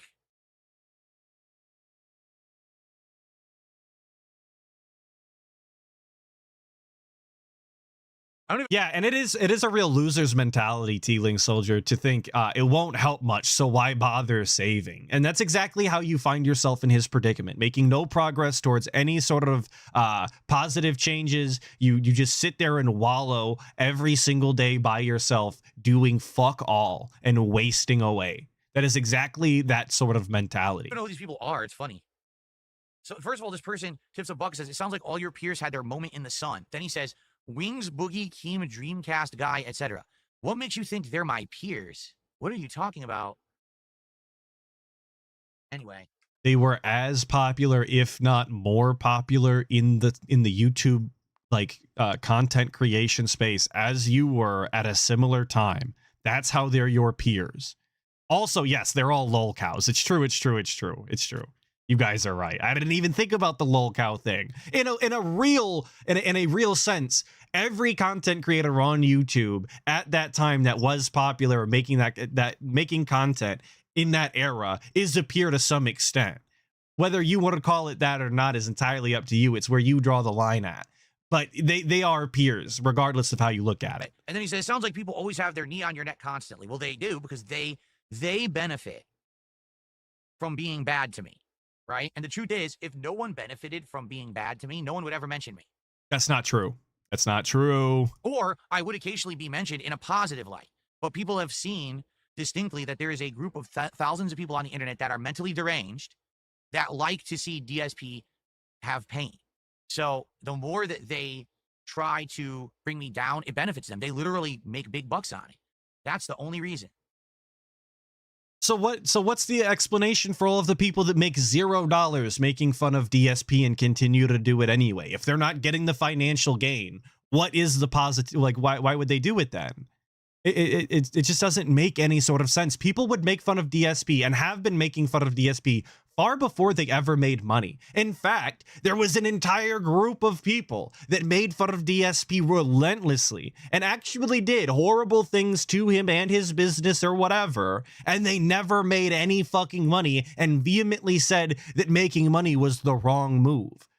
So explain that. Make that make any sort of sense. The big bucks coming from it is where they profit. Now, others, for example, you might say someone like Boogie, right? Boogie benefits from being downtrodden.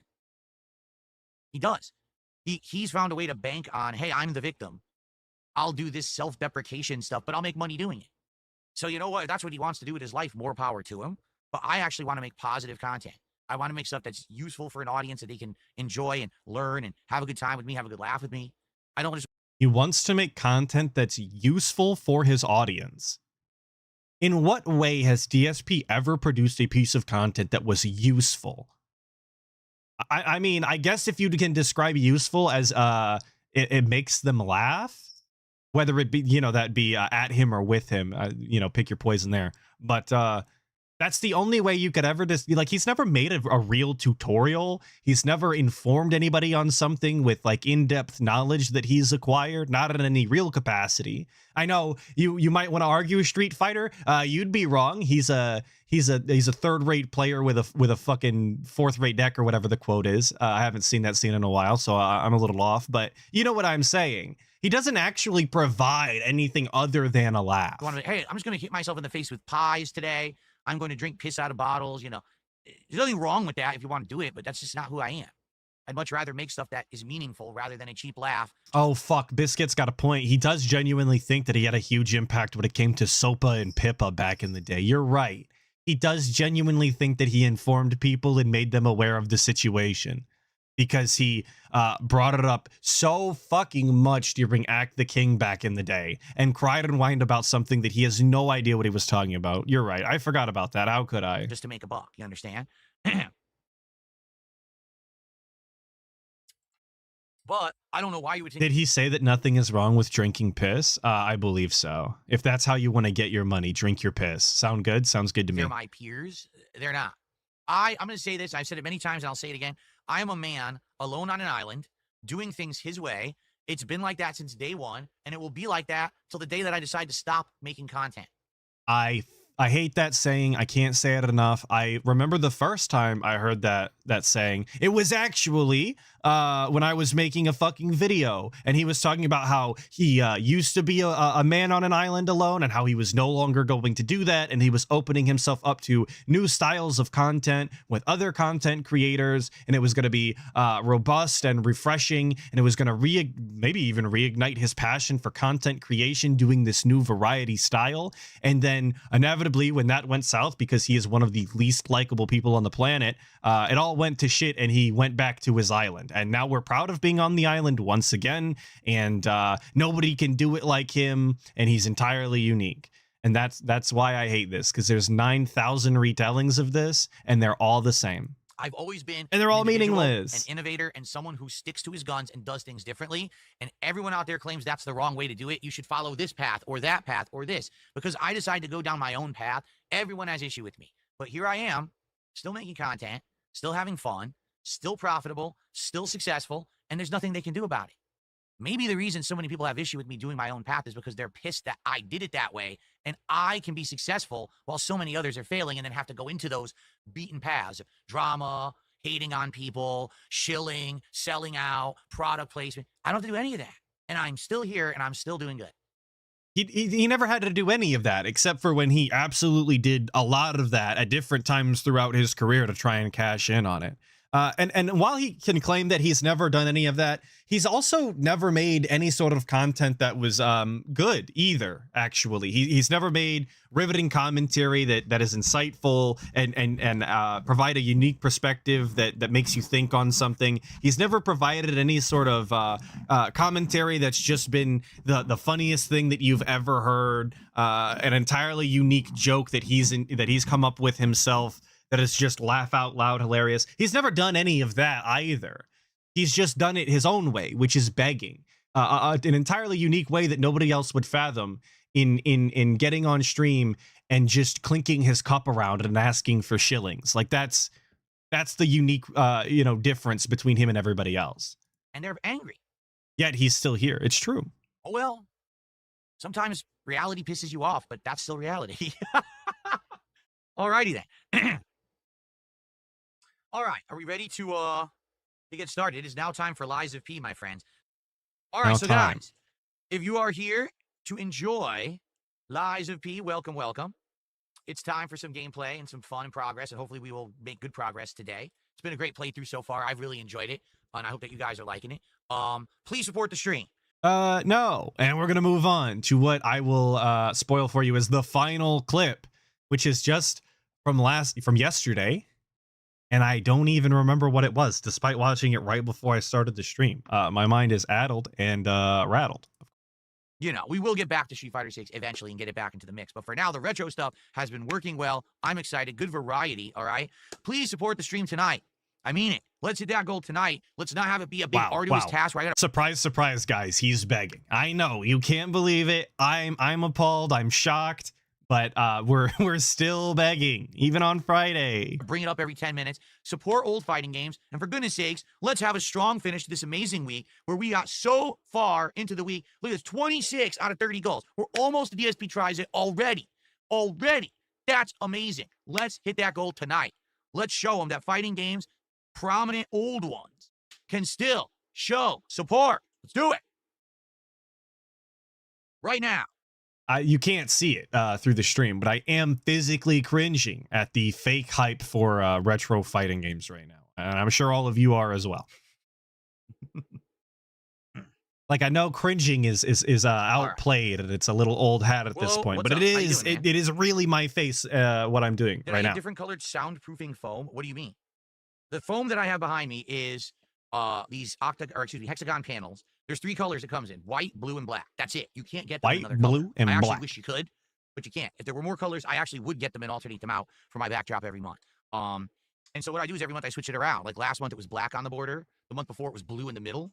So I'm gonna probably keep doing that for variety's sake, like swapping them around. Oh, but thank God. I can't get any other colors than this. These are the only ones they have for the hexagon panels. There are other hexagon panels that aren't the real ones. They're truly worth pointing out and talking about live on the stream is the fucking, I was about to say a slur.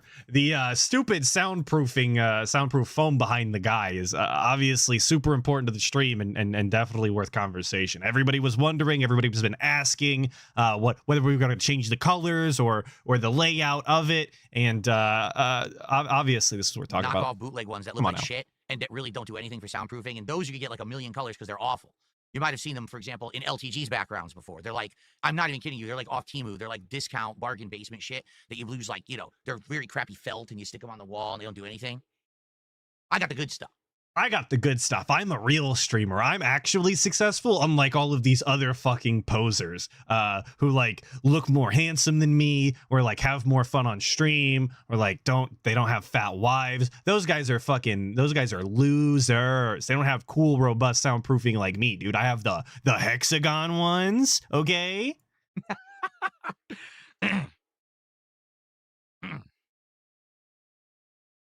Can we do the game over sign in July, says Jade? What I usually do is I look back at... I agree, Fort Worth raised. I also dislike LTG, but his background and camera do look better than Dave's. Absolutely. 100%. Which is why I think it's so funny that he insisted on bringing up LTG in this capacity right now. And I did bring it up earlier even. There was just no reason. The previous months, None. right? So and he's wrong. Like, he's bragging about something that he's objectively wrong about. He has a childlike background as his setup. I'll do is I'll look. What did I do last? I'm really stammering through today. I apologize. Sure that I'm not repeating 2 months in a row. In this case, I think last month we had Game Over and we had the Ghost. Correct? I guess I got to figure out what else I want to add. Like I said, I actually have 2 new lamps, and I think I might want to have one of the new lamps next month. But I want to figure out what else do I want. Do I still want to keep the YouTube button? Do I want to get that out of here for this month? I'll probably get rid of the microphone this month. Like, what is this conversation? Like, we've just got more confirmation that DSP is spending more money on shit nobody fucking cares about and actively detracts from the quality, the visual quality of the stream. All this garbage bullshit in the back.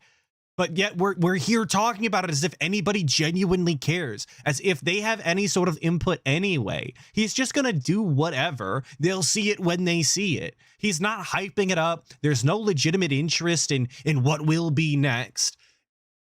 No. It's a I waste think of about time. this. I gotta think about it. We have, like I said, I literally have 2 new lamps, an accessory thing there. Excuse me, accessory. Because if I don't say ack, what you want to hear, the ack, which is why everyone's saying that I'm pronouncing it wrong. So I'll say ack. And then they can clip it and put it in their content. Like, they think I'm stupid, and I don't know why they're saying that. But He is stupid then. He is actually fucking... He's actually really, really, really fucking dumb then. If he doesn't understand that people are calling him out for saying the word incorrectly simply because he's saying it incorrectly. He has to attribute this weird amount of malice towards it. It can't simply be that he is wrong. It's that not only is he wrong, but they're hyper fixated on it simply so that they can get their sound bites or whatever.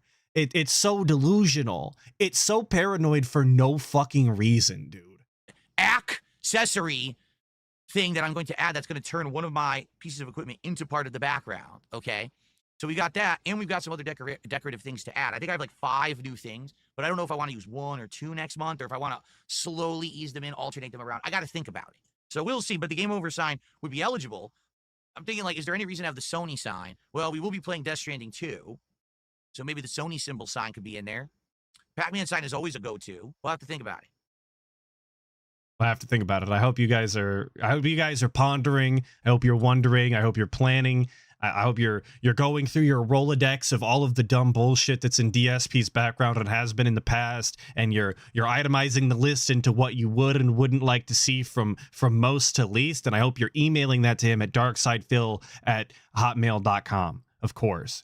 Very important. Every single person who streams on the internet flawlessly pronounces every single word that they say. They never would, like, they wouldn't just say accessory, just be fast. It's like accessory. They say accessory. Like, you're an accessory to the crime. You're an accessory to the crime. Who said? But both of those are wrong. Like, accessory is still an incorrect pronunciation. You're an accessory.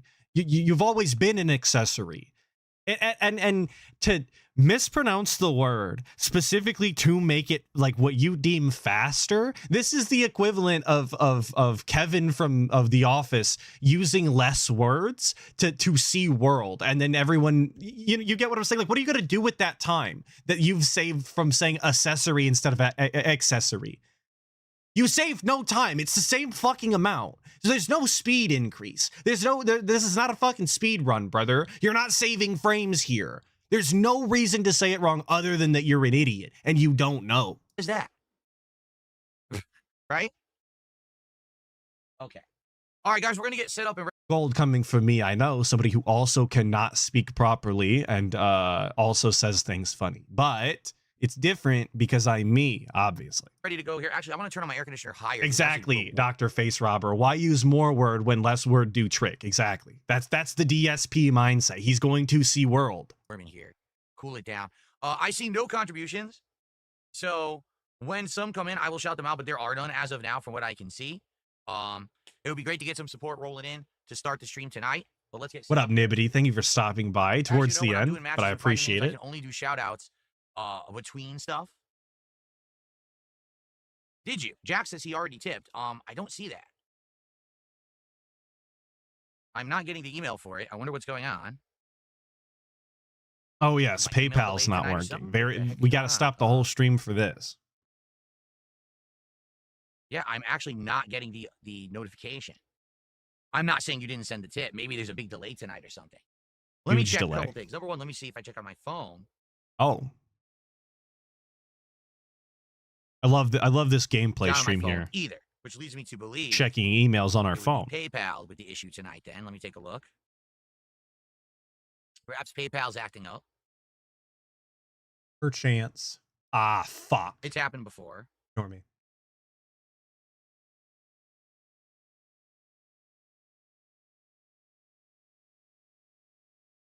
All right. Okay. You indeed did send the tip. They did not send me the notification for some bizarre reason.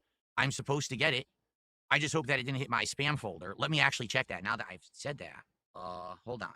Before we do that, Oh, hang on, guys. We got to check the spam folder before we actually get into the content. I know I've only wasted a bunch of your time already, but you know, this is obviously super important. Updated the email, which is really dumb, and now it looks all different.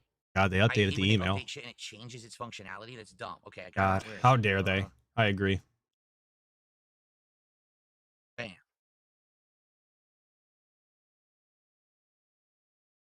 All right. Nope. Didn't get it in spam either. So it sounds like perhaps PayPal's having issues tonight. Hmm. The good news about that is the whole PayPal app thing recently, it got better. So now I can actually check if people say, hey, I tipped and I didn't shout it out. I can actually directly go into the app and check for that. Oh, Obviously, thank I God. prefer to have it on the desktop here, but if I have to check the app, I have to check the app. So do we have passion for this content? Is this the type of streaming that we're really excited about? And I don't think that I said this earlier when he was talking about having that rejuvenation of passion when he started doing the live streaming and he started actually interacting with his audience rather than pretending they weren't there. I genuinely believe that the only reason he had any sort of increase in interest in making content at that point is because he realized that he could do half as much work and make just about the same amount of money, or he would at least still be getting paid, the amount of money aside, right?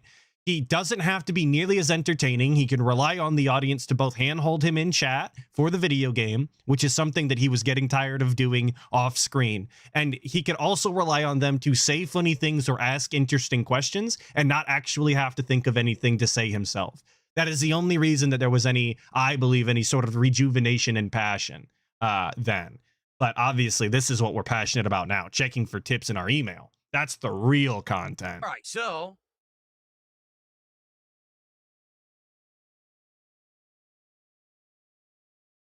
all right. Okay. don't tell me I can't see the whole message. Are you kidding? You kidding me? Huh? I don't think I can see the whole message. It cuts it off. Like he said, Jack Trash says, good evening, Phil. I want to ask how the competitive balance is for CVS2. I know that MVC2 is quite balanced, so I tried to, and then it cuts off. And I'm clicking on it, and it won't open it, so I can't see your full message. Wow, that's just fucking genius. I can't see the whole message on the app. What a bunch of fucking idiots. Right. I agree, dude. This is definitely worth crashing out about right now. These fucking morons. Desktop and see the whole message. This sucks because usually, like I said, I just use my email notification, and it's very useful to do it that way because I can see everything. But let's see. And despite all of the changes to his setup, right? Despite all of the additional screens that he's got, the multi-PC setup, the dumbass side desk that he's got, the laptop, despite all of that, brother still has to look like this in order to read or type anything in regards to his streams or his emails or whatever the fuck is going on. This is still an unacceptable way to have to be in order to operate a stream live. There's just no excuse for this. You shouldn't be leaning in this far with your noodle arms, fucking head way past the microphone, almost impossible to hear him. It just shouldn't be the case. Very useful to do it that way because I can see everything, but let's see. I'm glad we figured this out now. We're doing it now rather than in the middle of me playing games because that would have sucked. Killer Grooves saying that the live email check is the cornerstone of YouTube streaming. I guess it has to be. Maybe that's why I'm an illegitimate content creator, because I'm not checking my emails the whole time.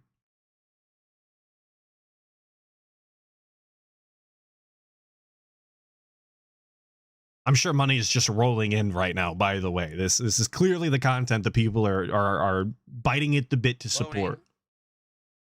Okay, so now chomping at the bit, I believe is the saying. Biting at the bit is it's the dented way. Yeah, because more came in. Yeah, another tip came in, so I want to shout these out, but I need to be able to see them. How do I see it? Wow, they fucked the whole thing up. I'm not even kidding you. I think they nibbling the at the website, vid is and pretty maybe funny. now they don't send emails anymore, and they did it right in the middle of the day.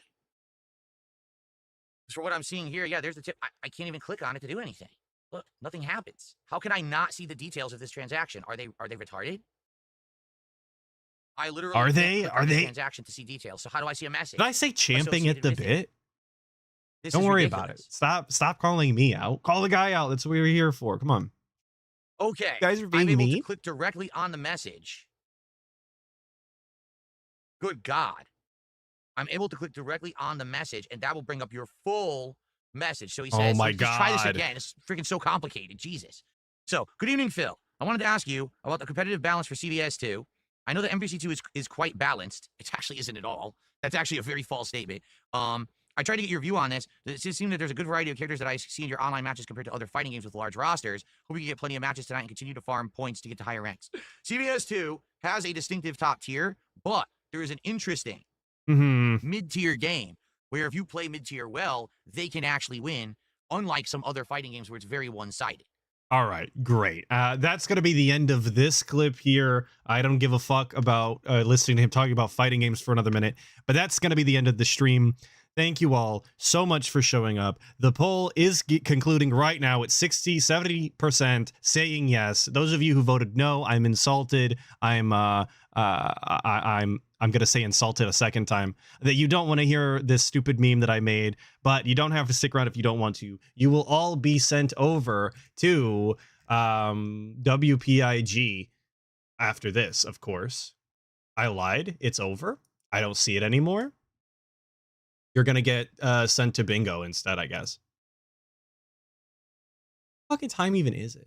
You're going to get sent nowhere. How about that? How about that? You get sent nowhere. Congratulations. I'm going to play the song we are on for WPIG 1651 tomorrow for a Family Feud style stream. I don't know what that means. I don't know what that could entail. I'll probably be slightly uncomfortable and out of my element, as is always the case when ALT is around. He's always keeping me on my toes and out of my element. Very uncomfortable. But hopefully you're all there for that. And I'm like I said, I'm gonna play the song. I closed the fucking tab. Now I have to do it all over again. Disaster. Actual disaster stream. I'm like the guy, okay? I'm gonna play it. You're gonna love it. And I'm gonna say goodbye, and you're not gonna hear from me anymore. And I hope you enjoy your weekend. Stay safe, and I will see you tomorrow. Goodbye. I've been working a long time now. 17 years as a creator. I've been working for free. I need support to pay my bills. Don't nobody around this town give a damn about me. I'm not a big guy anymore. I've been slaving away all my life. Fucking, I'm exhausted. Still whipping the chain. And treating me like the internet whipping boy. And lately I can't help but feeling like I'm going insane. Give a nigga a break. Give a nigga a break. How much more can I take? Give a nigga a break. Give a nigga a break. Give a nigga a break. How much more can I take? Idiots are talking about with memes and shit. Oh, it's like you just like me. I don't know what you're talking about. I don't follow your dumb fucking memes. So, I just married my beautiful wife. her name is Kat, And I can't pay the bill. and the tips will help with that. And I just wanna buy her a house out in Beverly Hills. I live in a suburb of Seattle called Renton. How the fuck did I not be on yet? Almost 30 years old. How the fuck did I not be so hot? When a nigga this cold, give a nigga a break. Give a nigga a break. How much more can I take? Give a nigga a break. Give a nigga a break. Give a nigga a Big break. ass. Because I have the ability to make an observation that's factually fucking based. Just because I'm dark side Phil doesn't mean I get to ignore facts. I've been down on my luck for some time. If you wanted to call it a decade of How decline, the fuck you got yours when I ain't got mine? dude, I just have to appeal for a second. You understand Can't you that those are see my views. that I'm not doing fine? Give a nigga a break. Give a nigga a break. Oh, you're How much fucking more outlaying can me, I fucking take? piece of shit. Give a This nigga piece of a fucking break. shit. Give a nigga a break. There's sick motherfucker on the internet called Kevin who likes to illegally restream my fucking streams. Give a nigga a break.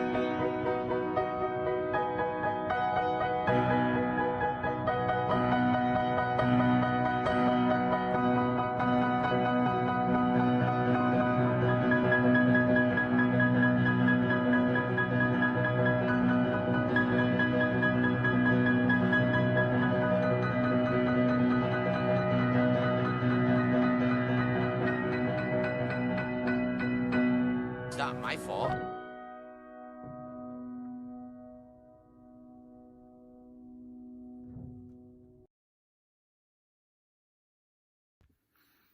This is